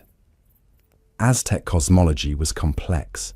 They believed the world had been created and destroyed 4 times before, with the current world, the 5th sun, destined to eventually end in catastrophic earthquakes. To prevent this destruction, to keep the sun rising each day, to maintain cosmic order, the gods required payment, human blood and hearts. This was not cruelty, this was reciprocity. The gods had sacrificed themselves to create humans and the world. Humans owed them sustenance. Without regular sacrifices, the sun would fail, the world would end, and everyone would die. Therefore, human sacrifice was not murder. It was cosmic maintenance, the most important work a civilization could perform. Those chosen for sacrifice were not seen as victims, but as honored participants in essential ritual. Many were war captives, taken specifically for this purpose. Aztec warfare had 2 goals: territorial expansion and capture of prisoners for sacrifice. Warriors who captured enemies for sacrifice gained honor and status. The captives themselves, knowing they would die, accepted this fate, or were taught to accept it, because dying as a sacrifice earned the best possible afterlife. The Aztecs believed that how you died determined where you went after death. There were 3 primary destinations. Mictlan, the underworld, was where most people went, those who died of illness, old age, or any natural cause. This was a dark, cold realm deep beneath the earth, ruled by Mictlantecutli, the skeletal lord of death, and his wife Mictacatzihuatl. The journey to Mictlan took 4 years and required navigating 9 levels of challenges, crossing a river, passing between mountains that crashed together, avoiding obsidian winds, enduring cold that shredded flesh. The living helped the deceased by providing offerings and burying them with supplies, food, water, a dog to guide them. Sometimes a live dog was killed and buried with the deceased. After 4 years, if the deceased successfully reached Mictlan's deepest level, they would finally rest. This was not punishment, just the final destination for most souls. Tlalocan, the paradise of the rain god Tlaloc, was reserved for those who died from water-related causes: drowning, lightning strikes, diseases associated with water like dropsy. These people had been chosen by Tlaloc and were blessed. Tlalocan was an eternal spring, abundant with food and flowers, free from suffering, essentially paradise. Bodies of those destined for Tlalocan were not cremated but buried, because they belonged to the earth and water deity, not to fire. The highest paradise was reserved for warriors who died in battle or on the sacrificial stone, and for women who died in childbirth, considered warriors who died in their own form of battle. These honored dead would join the sun god, accompanying the sun on its daily journey across the sky. Warriors accompanied the sun from dawn to zenith. Women who died in childbirth accompanied the sun from zenith to sunset. After 4 years, These souls would be transformed into hummingbirds or butterflies, continuing to live in beauty and light. This hierarchy meant that dying in sacrifice was the best possible death. You would join the sun, the highest honor imaginable. This belief system made sacrificial rituals not executions, but transformations, creating powerful spiritual incentive for accepting one's fate. The rituals themselves were elaborate and varied depending on the deity being honored. At the Templo Maya, the main temple in the Aztec capital of Tenochtitlan, sacrifices occurred regularly. The most common method was heart extraction. The victim was held down on a stone altar, chest upward. A priest used an obsidian blade to cut beneath the sternum, reach into the chest cavity, and remove the still beating heart, which was offered to the deity's statue and then burned. The body was rolled down the temple steps. In many cases, the body was then dismembered, and portions were ritually consumed. Not casual cannibalism, but sacred consumption of divine flesh, the sacrificed person having been transformed through ritual into a god representative. The scale of Aztec sacrifice is debated. Spanish chroniclers claimed hundreds or even thousands were sacrificed at major festivals, with some accounts describing tens of thousands sacrificed at the dedication of the expanded Templo Maya in 1487. Modern scholars are skeptical of these numbers, suggesting Spanish exaggeration to justify conquest. But even conservative estimates suggest hundreds or thousands were sacrificed annually across the Aztec Empire. The Tzompantli, skull racks where skulls of sacrificed people were displayed, contained thousands of skulls, archaeological evidence of extensive practice. For Aztecs, these skulls were not macabre. They were sacred. They represented transformation, honor, cosmic participation. Death was not hidden or denied, but displayed publicly, integrated into city architecture, celebrated in art and ritual. Skulls appeared in sculpture, murals, pottery, jewelry. Death gods were honored alongside life gods. The message was clear. Death is part of life, necessary, and even beautiful. When the Spanish conquered the Aztec Empire between 1519 and 1521, they systematically destroyed these practices. Human sacrifice was banned, temples were demolished, skull racks were torn down. Catholic priests declared Aztec death gods to be demons and Aztec rituals to be satanic. Conversion to Christianity was forced or encouraged through violence, coercion, and the collapse of indigenous systems following disease and conquest. But the Aztecs did not simply abandon their relationship with death. They adapted. Catholic Christianity, introduced by Spanish missionaries, had its own death rituals. All Saints' Day, November 1st, honoring saints and martyrs. All Souls' Day, November 2nd, praying for the dead in purgatory. The Aztecs merged these Catholic festivals with their own indigenous practices, particularly the festival of Michaelhuitl, which honored ancestors and the dead.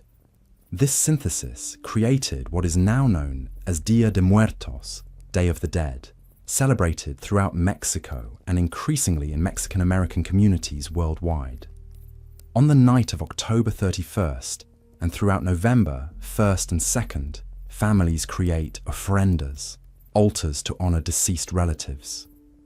These altars are elaborate, decorated with marigolds, the traditional flower of death in Aztec culture, candles, photos of the deceased, favorite foods and drinks of those being honored, sugar skulls, pan de muerto, bread of the dead, and papel picado, cut paper decorations. The belief is that on these days, the boundary between the living and the dead becomes permeable. The dead return to visit their families, attracted by the offerings. They cannot physically consume the food, but they absorb its essence, its aroma, its spiritual nourishment.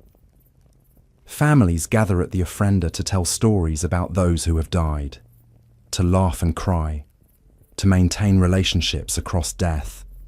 This is not somber. This is celebration. Death is not an ending, but a different form of presence. Some families also visit cemeteries, cleaning graves, decorating them with flowers and candles, picnicking at grave sites, playing music the deceased loved. This is communal.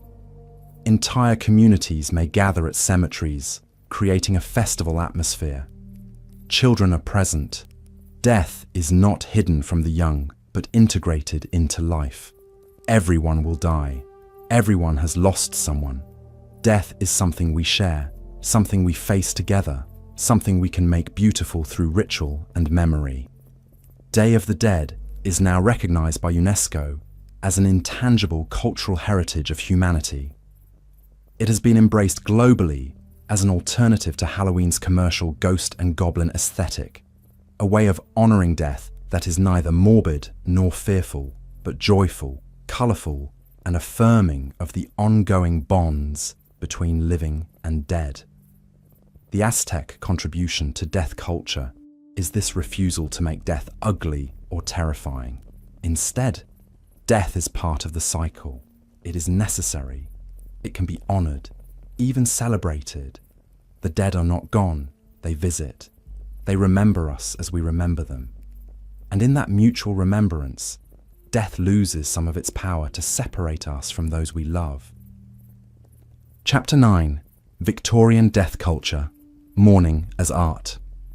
In 1861, Queen Victoria's husband, Prince Albert, died of typhoid fever at age 42. The Queen was devastated. She entered mourning and would remain in mourning for the rest of her life. 40 years. She wore black every day. She kept Albert's rooms exactly as they had been when he died. She had his clothing laid out fresh daily. She slept beside a photograph of him on his deathbed. She commissioned hundreds of memorials, statues, buildings named for him. Her grief was total, consuming, public, and it set the tone for an entire era. Victorian England, from approximately 1837 to 1901, developed the most elaborate, codified, and expensive mourning culture Western civilization has ever seen. Death became theatre, ritual, social performance, and enormous industry. The middle and upper classes, those with money to spend on proper mourning, followed rules so strict that etiquette books devoted entire chapters to death protocol. To fail to mourn properly was social disaster, suggesting you either did not care about the deceased or were too poor or ignorant to know correct behaviour. When someone died in a Victorian household, the process began immediately. The body was washed and dressed by family members, usually women. Mirrors were covered or turned to face walls. Superstition held that the deceased's soul might be trapped in a reflection, or that seeing your reflection in a house containing a corpse brought bad luck. Clocks were stopped at the moment of death, marking the exact time transition occurred. Windows were opened briefly to allow the soul to escape, then curtains were drawn. The house entered official mourning. The body was laid out for viewing, a practice called lying in state.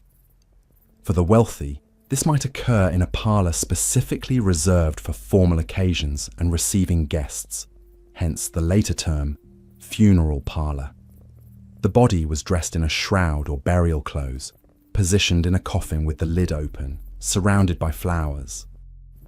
Family and community members would visit to pay respects, to view the body, to participate in the mourning process. This could last several days.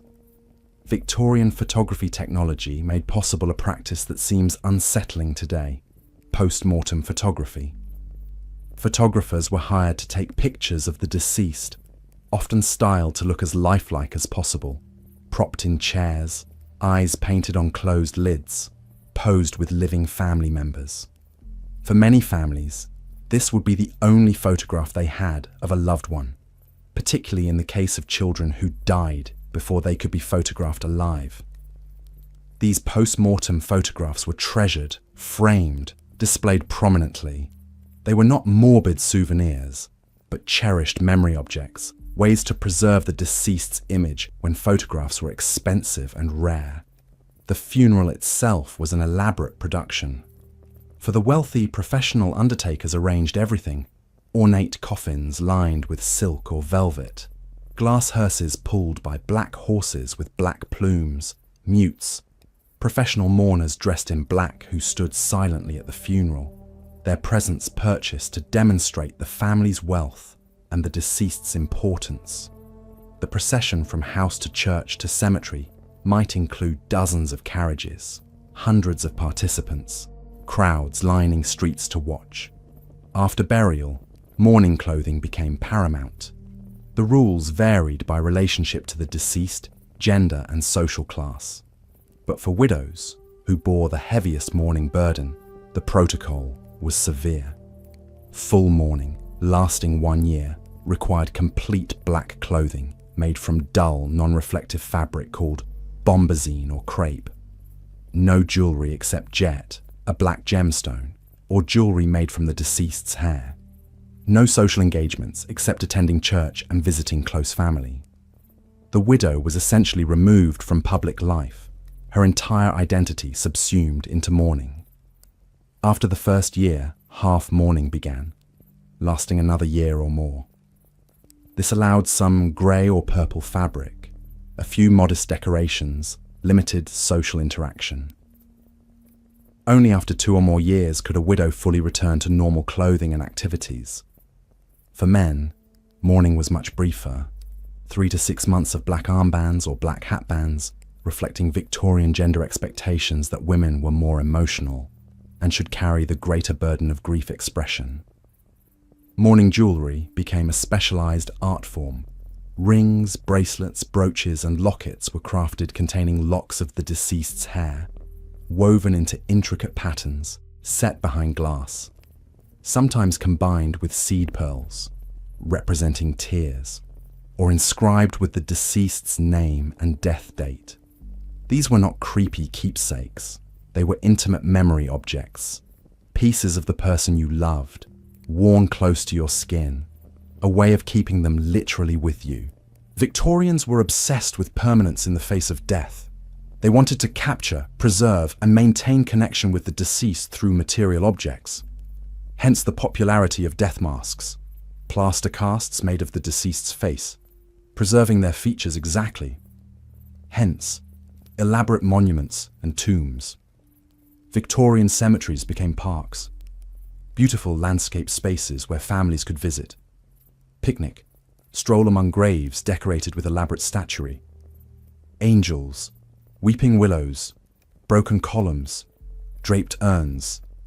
Each symbol carried specific meaning, communicating the deceased's age, cause of death, or survivor's grief. Highgate Cemetery in London, established in 1839, exemplifies Victorian cemetery aesthetics. It is densely packed with elaborate Gothic tombs, Egyptian revival mausoleums, Celtic crosses, stone angels, crypts descending into hillsides. The cemetery was designed as a place of beauty, a garden of death where the living could contemplate mortality in picturesque surroundings. Other Victorian cemeteries followed this model: Père Lachaise in Paris, Greenwood in Brooklyn, creating the garden cemetery movement that transformed burial grounds from utilitarian plots into romantic landscapes. Why this elaborate death culture? Several factors converged in Victorian England to make death particularly visible and ritually important. First, mortality rates were high. Infectious diseases, tuberculosis, cholera, typhoid, scarlet fever, killed regularly. Child mortality was staggering. 1 in 3 children died before age 5. Most families experienced frequent deaths. You could not avoid death. It was constant. Elaborate rituals helped process this repeated trauma. Second, industrialization and urbanization disrupted traditional communities. People moved to cities for work, leaving behind extended families and village support networks.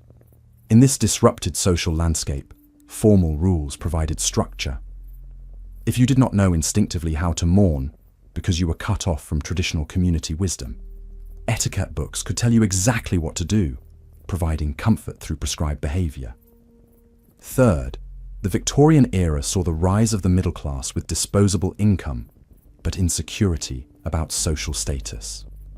Proper mourning demonstrated that you had both the knowledge and the money to do things correctly.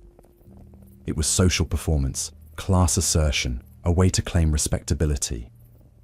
The poor could not afford elaborate mourning, so proper mourning became a marker of having arrived in middle-class status. Fourth, Victorian sentimentality and romanticism emphasized emotion, domesticity, and family bonds. Death, which severed these bonds, therefore required maximum emotional expression and ritual response. Grief was not something to hide or minimize. It was something to display, to perform, to honor through visible, sustained mourning. But there was also a darker aspect. Victorian death culture created a massive industry that profited from grief. Undertakers, coffin makers, monument carvers, mourning clothes manufacturers, jewelry makers, entire economic sectors depended on death spending. There was pressure to spend beyond your means to prove you properly honored the deceased. Families went into debt to provide suitable funerals and monuments. The industry encouraged this spending through social shame. If you loved the person, you would pay whatever necessary. Critics emerged even in the Victorian period. Jessica Mitford would later, in 1963, write The American Way of Death, exposing funeral industry exploitation. But Victorian critics made similar arguments, that death had become commercialized, that genuine grief was being replaced by social performance, that the focus on material goods and rituals obscured spiritual meaning. By the early 20th century, Victorian mourning customs began to decline. World War I, which killed millions and left few families untouched, made elaborate mourning impossible. If every family was in mourning, the old customs could not be sustained. The war also made death too common to ritualize so elaborately. Women who would traditionally mourn husbands for years needed to work to support families. Practical necessity trumped Victorian protocol. But Victorian death culture left lasting influences.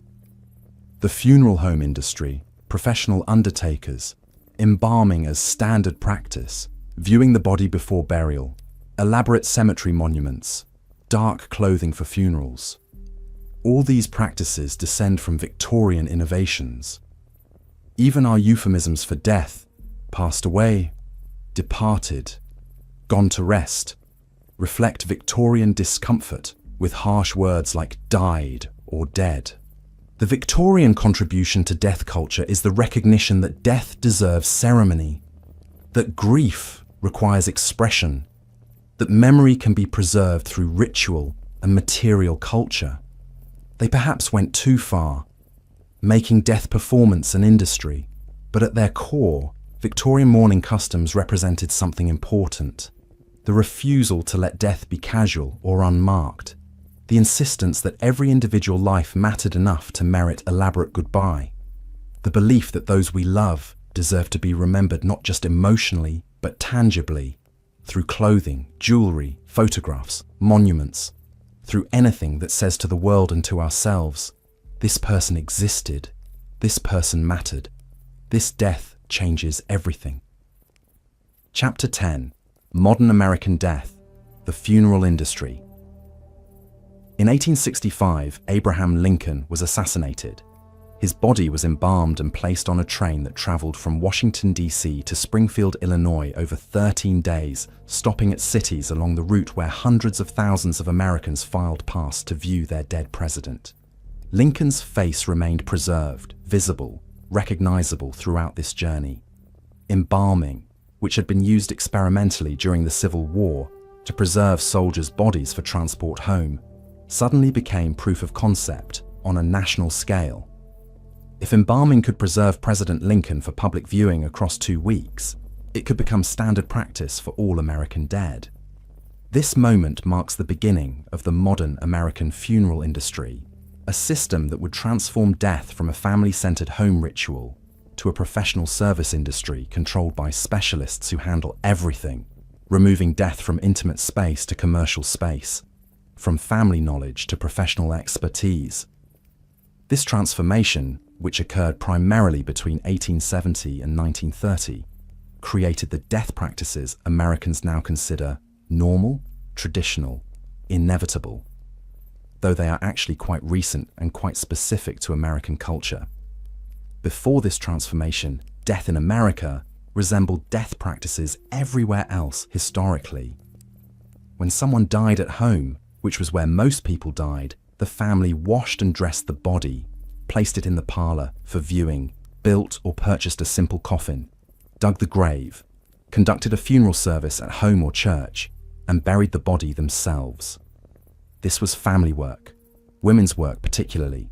Communities helped, neighbors brought food. The dead person's body remained in family care from death to burial. Death was intimate, domestic, familiar. Multiple factors changed this. Urbanization meant fewer people had access to family land for burial, making commercial cemeteries necessary. Professionalization across all fields meant specialists emerged for tasks previously done by families. Medicine was becoming professional, nursing was becoming professional, midwifery was being displaced by hospitals and doctors. Death care followed this pattern. Coffin making had already become a profession by the 1800s, carpenters who specialized in coffins. After the Civil War, these coffin makers began calling themselves undertakers, people who undertook arrangements for the dead, and they began offering additional services, preparing the body, arranging the funeral, handling paperwork, coordinating cemetery details. Embalming became their signature technology. The process, borrowed from ancient Egypt but perfected with modern chemistry, involved removing blood from the body via an artery and replacing it with formaldehyde-based preservative fluid. This stopped decomposition for weeks or months, allowing extended viewing periods and transportation of bodies. During the Civil War, embalmers followed armies, offering to preserve soldiers for families willing to pay to have bodies shipped home rather than buried in battlefield cemeteries. After the war, these embalmers returned home and promoted embalming as modern, sanitary, dignified, the civilized way to handle death. By 1900, the professionalization was complete. Undertakers, now calling themselves funeral directors, operated from funeral homes, buildings designed specifically for preparing bodies and holding services. The body no longer remained in the family home. It went immediately to the funeral home, where professionals embalmed, dressed, and cosmeticized it. The viewing occurred in the funeral home parlor, a room furnished to resemble a comfortable living room, but sterile, commercial, rented. The funeral service might be held there or at a church. The family's role was reduced to making choices from options presented: casket selection, flower arrangements, service details, cemetery plot. Professionals handled everything else. This system provided convenience during a traumatic time, but it also removed families from intimate engagement with death. Most Americans stopped seeing dead bodies except as embalmed corpses prepared by professionals. Children were especially shielded, where Victorian children had participated in home deathbed scenes, viewed bodies in the parlor, attended funerals as family events. 20th century American children were often excluded entirely, told that grandma went to sleep or went away, and given no opportunity to process death directly. The funeral industry developed its own culture and sales practices. Funeral directors positioned themselves as grief counselors and etiquette guides, telling families what was customary, what would honor the deceased appropriately, what people usually choose. This created pressure to spend. Casket showrooms displayed options from cheap, plain wood or cloth covered, to expensive, solid bronze, elaborately detailed, with the mid-price option positioned as standard, Families felt obligated to buy at least the mid-range option to avoid appearing cheap or disrespectful. Embalming, while promoted as sanitary and necessary, is neither legally required, except in specific circumstances, nor necessary for public health. Bodies can be buried or cremated without embalming, as they are in many cultures. But American funeral industry made embalming standard, something done automatically unless families specifically declined. And funeral directors often did not mention this option, or implied that viewing without embalming was problematic. The costs spiraled. By the 1950s and 60s, American funerals were averaging thousands of dollars, significant sums at a time when median annual income was under $5,000. The funeral industry defended these costs as necessary and traditional.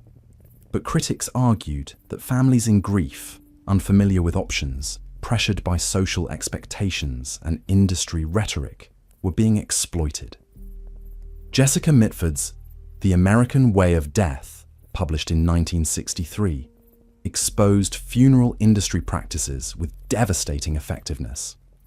Mitford described deceptive pricing, pressure tactics, exploitation of grief, unnecessary embalming, marked-up caskets, and the entire system designed to extract maximum money from families who were emotionally vulnerable and ignorant of options. The book sparked national debate and led to some industry reforms, including Federal Trade Commission regulations requiring funeral homes to provide itemized price lists and allow families to decline specific services. But the basic structure remains. Most Americans still use funeral homes. Embalming rates remain high. Caskets remain expensive. The average American funeral now costs $7,000 to $10,000, not including cemetery plot, headstone, or reception costs. For families without savings, this creates genuine financial hardship. Many go into debt to pay for funerals, or delay burial while scrambling to raise money, or settle for minimal services that feel inadequate. Cremation has become increasingly common, rising from 5% of American deaths in 1960 to over 50% today. Multiple factors drive this. Cost. Cremation is much cheaper than burial. Environmental concerns. Decreased religious objection. Mobility. Families scattered across the country prefer portable ashes to fixed graves, and changing attitudes about what constitutes proper death care. Cremation allows flexibility. Ashes can be scattered, kept at home, divided among family members, pressed into jewelry, even launched into space or mixed into tattoo ink. This personalization appeals to contemporary sensibilities that value individual choice over traditional ritual. But cremation also raises questions about memory and memorialization. A grave is a permanent place to visit, a physical location where the deceased is. Ashes scattered have no such place. Some families create memorial spaces, dedicated gardens, benches with plaques, online memorial pages, but these lack the tangibility and permanence of graves. The question remains, when death becomes invisible, bodies disposed quickly and cleanly, ashes scattered to wind, does something important get lost? Does death become too easy to avoid confronting, too abstract, too distant from the messy reality of mortality? Alternative death practices have emerged in recent decades, representing pushback against both funeral industry commercialization and contemporary death avoidance. The death-positive movement, championed by mortician Caitlin Doughty and others, advocates for families taking back control of death care, handling bodies themselves when possible, choosing sustainable burial options like natural burial or human composting, having honest conversations about death and refusing to let death become sanitized and hidden. Natural burial, burial without embalming, in biodegradable caskets or shrouds, in designated conservation burial grounds where graves return to nature, is growing. This is death as part of ecology, the body nourishing soil and plants, decomposing naturally as it has for all of human history, except the last century in industrialized countries. No concrete vaults, no metal caskets, no preservation chemicals. Just the body returning to Earth, as every human body did before industrialization made death a consumer product. Some states have legalized human composting, accelerated decomposition in controlled conditions that transforms bodies into soil within weeks. This appeals to those wanting environmentally sustainable death care, those uncomfortable with cremation's energy use, those finding spiritual meaning in literally becoming earth that will grow new life. It is ancient in concept. Tibetan sky burial, Zoroastrian exposure, all working from recognition that bodies are material that returns to natural cycles. But human composting achieves this through technology rather than vultures or elements, making it acceptable to modern Western sensibilities. The American relationship with death remains complicated and contradictory. We hide death, avoid discussions of it, remove it from daily life, medicalize and professionalize it, until most people go through life without ever seeing a dead body except briefly at carefully managed funeral viewings. But we also remain fascinated by death. Crime dramas, horror films, true crime podcasts, Victorian mourning jewelry on Etsy. We have simultaneously pushed death away and obsessively circled it from safe distance. The modern American contribution to death culture is this professionalization and commercialization, which provides convenience and removes burden from families, but also creates distance, expense, and loss of intimate engagement with mortality. It reflects broader American values: trust in professionals and technology, willingness to pay for services, discomfort with messy emotional experiences, preference for clean, controlled, managed solutions. And it represents a historically unusual moment. Never before have so many people lived so removed from direct experience of death. And never before has death been so successfully hidden from daily life while remaining such an enormous industry. Whether this is progress or loss is perhaps the wrong question. It is simply where we are now, and the changes emerging: cremation, green burial, death positivity, family-led death care represent the next transformation, whatever it will become. Chapter 11. Contemporary Practices: Death in the Modern World. On January 1st, 2024, Washington State became the first in the United States to legalize human composting, the process of transforming dead bodies into soil through accelerated natural decomposition. This new option joined burial and cremation as legal methods of body disposition, representing the first significant addition to death care options in over a century.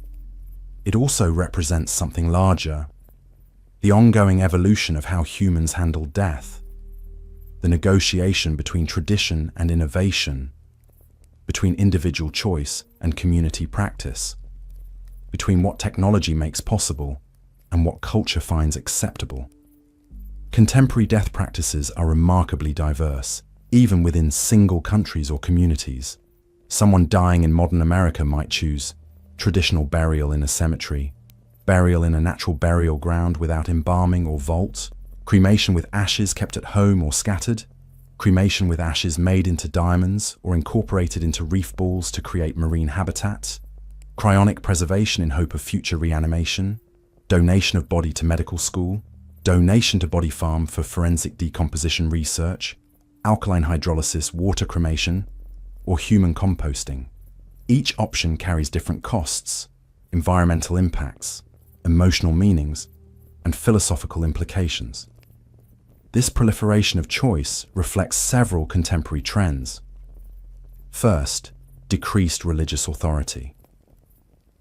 When a single religious tradition dominated a community, death practices were prescribed by that tradition. You were Catholic, so you had Catholic burial. You were Jewish, so you had Jewish burial within 24 hours. You were Muslim, so your body faced Mecca. Individual choice was minimal. But in contemporary secular or multi-religious societies, religious authority has weakened and personal preference has become paramount. What would they have wanted is now the central question, not what does our tradition require. Second, environmental consciousness. Traditional burial uses enormous resources, caskets consuming hardwood, concrete vaults weighing thousands of pounds, embalming chemicals containing carcinogens and toxins, cemeteries requiring ongoing water, fertilizer, and maintenance.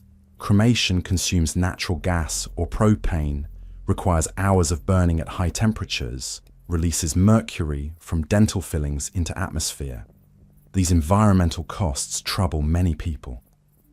Natural burial and human composting offer alternatives that return the body to Earth without persistent toxic pollution. Third, scientific materialism.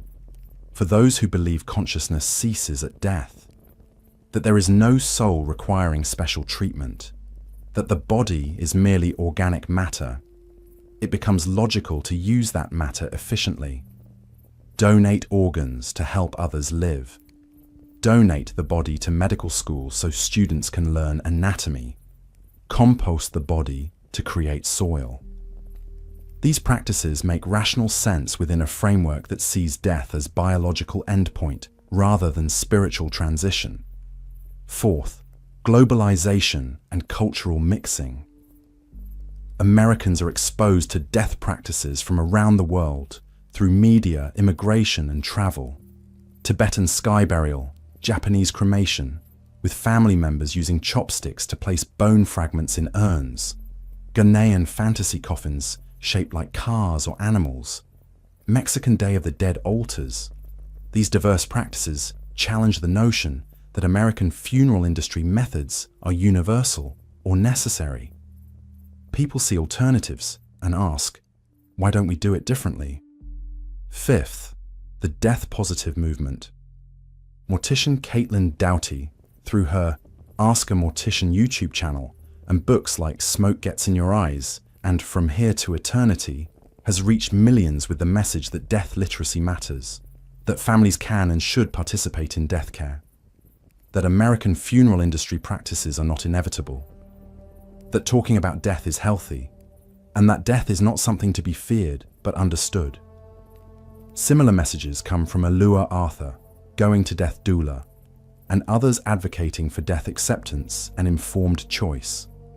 Contemporary death is also characterized by prolonged dying. Modern medicine extends life dramatically. People who would have died quickly from infections now survive decades with chronic conditions. 80% of Americans now die in hospitals or nursing homes rather than at home, often after extended periods of decline, dementia, or terminal illness, managed with aggressive medical interventions. This creates new questions. When is enough medical intervention enough? When should life support be withdrawn? Who decides? What quality of life justifies continued treatment? The hospice movement, pioneered by Cicely Saunders in London in the 1960s and brought to America in the 1970s, provides an alternative to aggressive end-of-life treatment. Hospice focuses on comfort rather than cure, managing pain and symptoms, providing psychological and spiritual support to dying patients and families, and facilitating death at home when possible. Hospice explicitly rejects the medical model of death as failure, and instead treats death as natural transition to be managed with dignity and minimal suffering. Some jurisdictions have legalized medical aid in dying, allowing terminally ill patients to request prescriptions for drugs they can self-administer to end their lives peacefully. This is legal in Oregon, Washington, California, Colorado, Hawaii, Maine, New Jersey, New Mexico, Vermont, and Washington, D.C., plus several other countries, including Canada, Switzerland, Netherlands, Belgium, and Colombia. Opponents call this suicide and argue it devalues life, especially for disabled and elderly people who might feel pressured to choose death to avoid burdening families. Proponents argue it provides autonomy, dignity, and compassionate option for those facing unbearable suffering with no hope of improvement. Contemporary death also involves technology in unprecedented ways. Digital legacy has become a concern. What happens to email accounts, social media profiles, digital photos, cryptocurrency after death? Facebook now has more dead users than living ones, raising questions about memorial profiles, who controls them, whether they should persist or be deleted. Some companies offer digital immortality services, chatbots trained on deceased persons' texts and emails, holograms of the dead, virtual reality environments where you can interact with AI versions of lost loved ones. These technologies promise connection beyond death, but also raise concerns about grief processing, acceptance, and the possibility that technology allows us to avoid confronting loss. Near-death experiences continue to be reported, studied, and debated. People who have been clinically dead and revived sometimes report experiences, traveling through tunnels, seeing bright lights, encountering deceased relatives, reviewing their lives, feeling peace and love. Some interpret these as evidence of consciousness surviving death and afterlife existing. Scientists propose alternative explanations. Oxygen deprivation causes hallucinations. DMT released by the dying brain creates visions. Cultural expectations shape experience content. The debate continues without resolution, each side's certainty proportional to their pre-existing beliefs. Grief in the contemporary world has also changed. The Victorian expectation of long mourning periods has disappeared. American culture now expects people to move on quickly, back to work within days or weeks, functioning normally, concealing grief to avoid making others uncomfortable. Support groups, grief counseling, and therapy have replaced community mourning practices for many people. But these professionalized grief spaces can also make grief seem like a problem, to be fixed rather than a natural response requiring time and support. Some contemporary people are creating new death rituals tailored to their values. Humanist funerals focusing on the deceased's life without religious content. Memorial gatherings in meaningful locations rather than funeral homes. DIY funerals where families handle the body themselves. Living funerals where terminally ill people gather friends and family for celebration while still alive. These innovations reflect desire for authenticity, meaning, and personal connection that many feel is lacking in traditional funeral industry services. Cemetery culture is changing too. Traditional cemeteries with headstones in rows remain common, but maintenance is expensive, and many cemeteries struggle financially once all plots are sold, and only ongoing upkeep remains. Some cemeteries have been abandoned, vandalized, or repurposed. Memorial parks, cemeteries with flat plaques instead of upright headstones, park-like settings, were popular mid-20th century, but are now seen as sterile. Natural burial grounds, where graves are marked with native plants or stones, and land is preserved as conservation area, are growing but remain niche. Contemporary death is also characterized by inequality. Wealthy people have choices, elaborate funerals, premier cemetery plots, estate planning, quality end-of-life care. Poor people often have none. Families unable to afford funerals sometimes must accept direct cremation with no service, or pauper's burial in unmarked graves. Medical care at end of life varies dramatically by income and insurance. The hospice movement aimed to democratize good death, but even hospice is underutilized, especially among minorities who mistrust medical systems that have historically failed them. We have journeyed 60,000 years. From a Neanderthal placing flowers on a grave to contemporary families choosing human composting. From Egyptian mummification to Victorian mourning to modern hospice. From ship burials to sky burials to bodies donated to science. We have seen death treated in almost every way imaginable. Preserved, burned, fed to vultures, buried, honored with monuments, celebrated with festivals, hidden from view, made into spectacle, commercialized, ritualized, and in countless ways transformed from mere biological event into meaning-laden cultural practice. What can we conclude after this long examination? Several things become clear. First, death is universal, but responses to death are magnificently diverse. Every culture must confront mortality, but how cultures ritualize death reveals their deepest values. The Egyptians valued preservation and eternal life, so they created mummification. Vikings valued warrior honor, so they created ship burials for heroes. Chinese valued family continuity, so they created ancestor veneration. Victorians valued emotional expression and material culture, so they created elaborate mourning.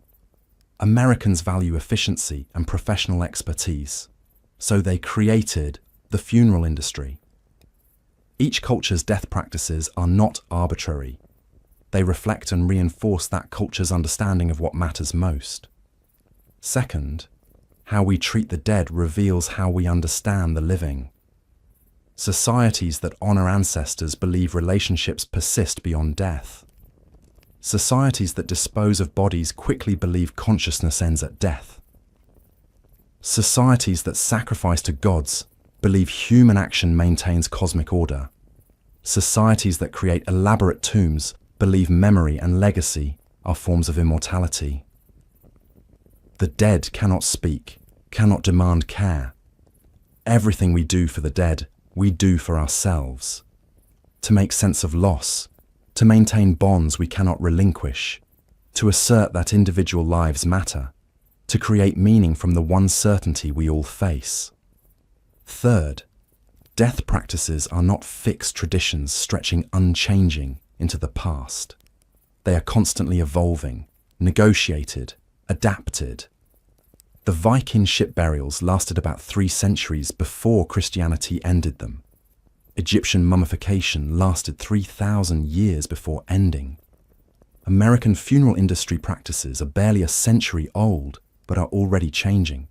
Every generation inherits death practices from the past and modifies them based on current values, technologies, resources, and beliefs.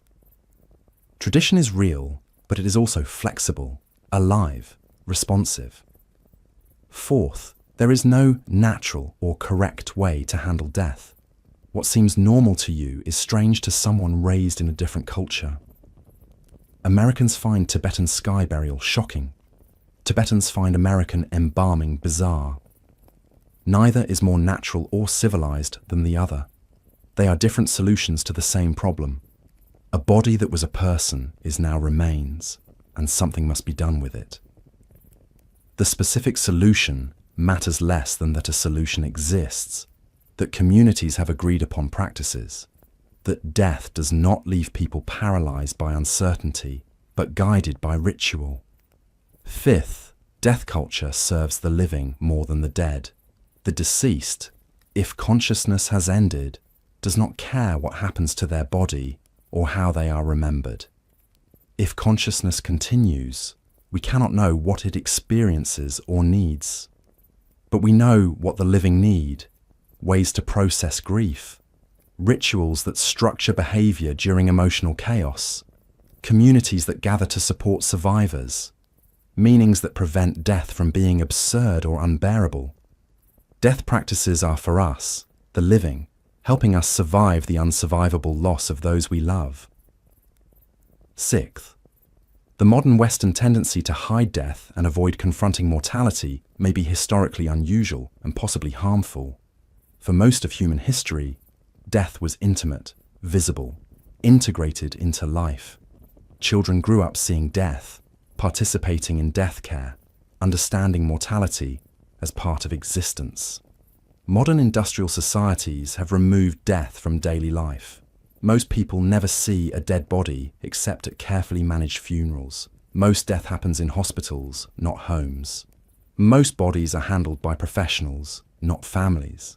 This may reduce trauma, but it may also prevent healthy death acceptance, create unrealistic expectations about mortality, and leave people unprepared for the inevitable. Seventh, humans are remarkably creative in making meaning from death. We have transformed mortality from brute biological fact into art, literature, philosophy, religion, ritual, and elaborate cultural practice. We have found thousands of ways to say, death matters, the dead matter, memory matters, life matters, precisely because it ends. This creativity in the face of death is perhaps the most human thing about us. Our refusal to accept death as merely ending, our insistence on ceremony and meaning, our determination that those we love will not simply vanish, but will persist in memory, in influence, in the marks they left on the world. Eighth, all death practices are attempts to solve the same fundamental problem: how to maintain connection with the dead while accepting that they are gone. This paradox, they are both here and not here, present in memory but absent in body, continuing in influence but ended in consciousness, is something every culture negotiates. Ancestor veneration maintains active relationships with the dead. Memorial stones mark physical places where the dead somehow remain. Stories keep the dead alive in consciousness. Whatever the specific practice, all attempt to bridge the unbridgeable gap death creates between the living and the dead. Ninth, death is the great equalizer. Kings and peasants, heroes and cowards, the pious and the wicked, all die. This universality has made death a site for asserting and negotiating equality and hierarchy. Elaborate burials for elites assert that some deaths matter more. Mass graves assert that some deaths matter less. Equal treatment in death, the same funeral rites for all, the same burial grounds, the same commemoration, asserts that all humans are equal. The struggle over whether death equalizes or maintains hierarchy is ongoing in every society. Tenth, and finally, after 60,000 years of human culture, after thousands of different death practices, after billions of people dying, we still do not know with certainty what death is. We know what happens to the body. It stops functioning, it decomposes, it returns to constituent matter. But consciousness, the subjective experience of being alive, remains mystery. Does it end? Continue? Transform? We have thousands of beliefs, from scientific materialism to elaborate religious afterlives. But we have no proof. Death remains, as it has always been, the fundamental mystery. So what do we do with that mystery? We do what humans have always done. We create meaning. We perform rituals. We gather communities. We tell stories. We honor the dead and comfort the living. We insist that even in the face of death, especially in the face of death, life matters, love matters, memory matters. We refuse to let death be the final word. This documentary has been about death. But in examining how humans respond to death, it has really been about life, about what we value, about who we want to be, about how we create meaning in a world that does not provide it ready-made, about how we love so deeply that we continue honoring those we love even after they are gone, about our creativity, our resilience, our refusal to surrender to meaninglessness. The Neanderthal who placed flowers on a grave 60,000 years ago was doing what humans still do today. They were saying, this person mattered. This death is significant. I mark this moment. I remember. And as long as humans exist, we will continue doing this. The specific forms will change. Flowers or monuments or digital memorials, burial or cremation or composting. But the underlying gesture will remain. We remember. We honor. We make death mean something. Because if death means something, then life means everything. Thank you for making this journey with me through 6,000 years of how humans have understood, ritualized, and made meaning from death. If you've stayed to the end, you have spent nearly 10 hours contemplating mortality. That is time well spent. Because death is not morbid fascination. It is the central fact of existence, And understanding how humans have confronted it tells us everything about what it means to be human. Remember those you have lost. Honor them as your culture teaches or as your heart demands. And when your own time comes, as it will for all of us, may you face it with the same courage, creativity, and insistence on meaning that humans have brought to death for 60,000 years. We are mortal, but we are also meaning makers, and that makes all the difference.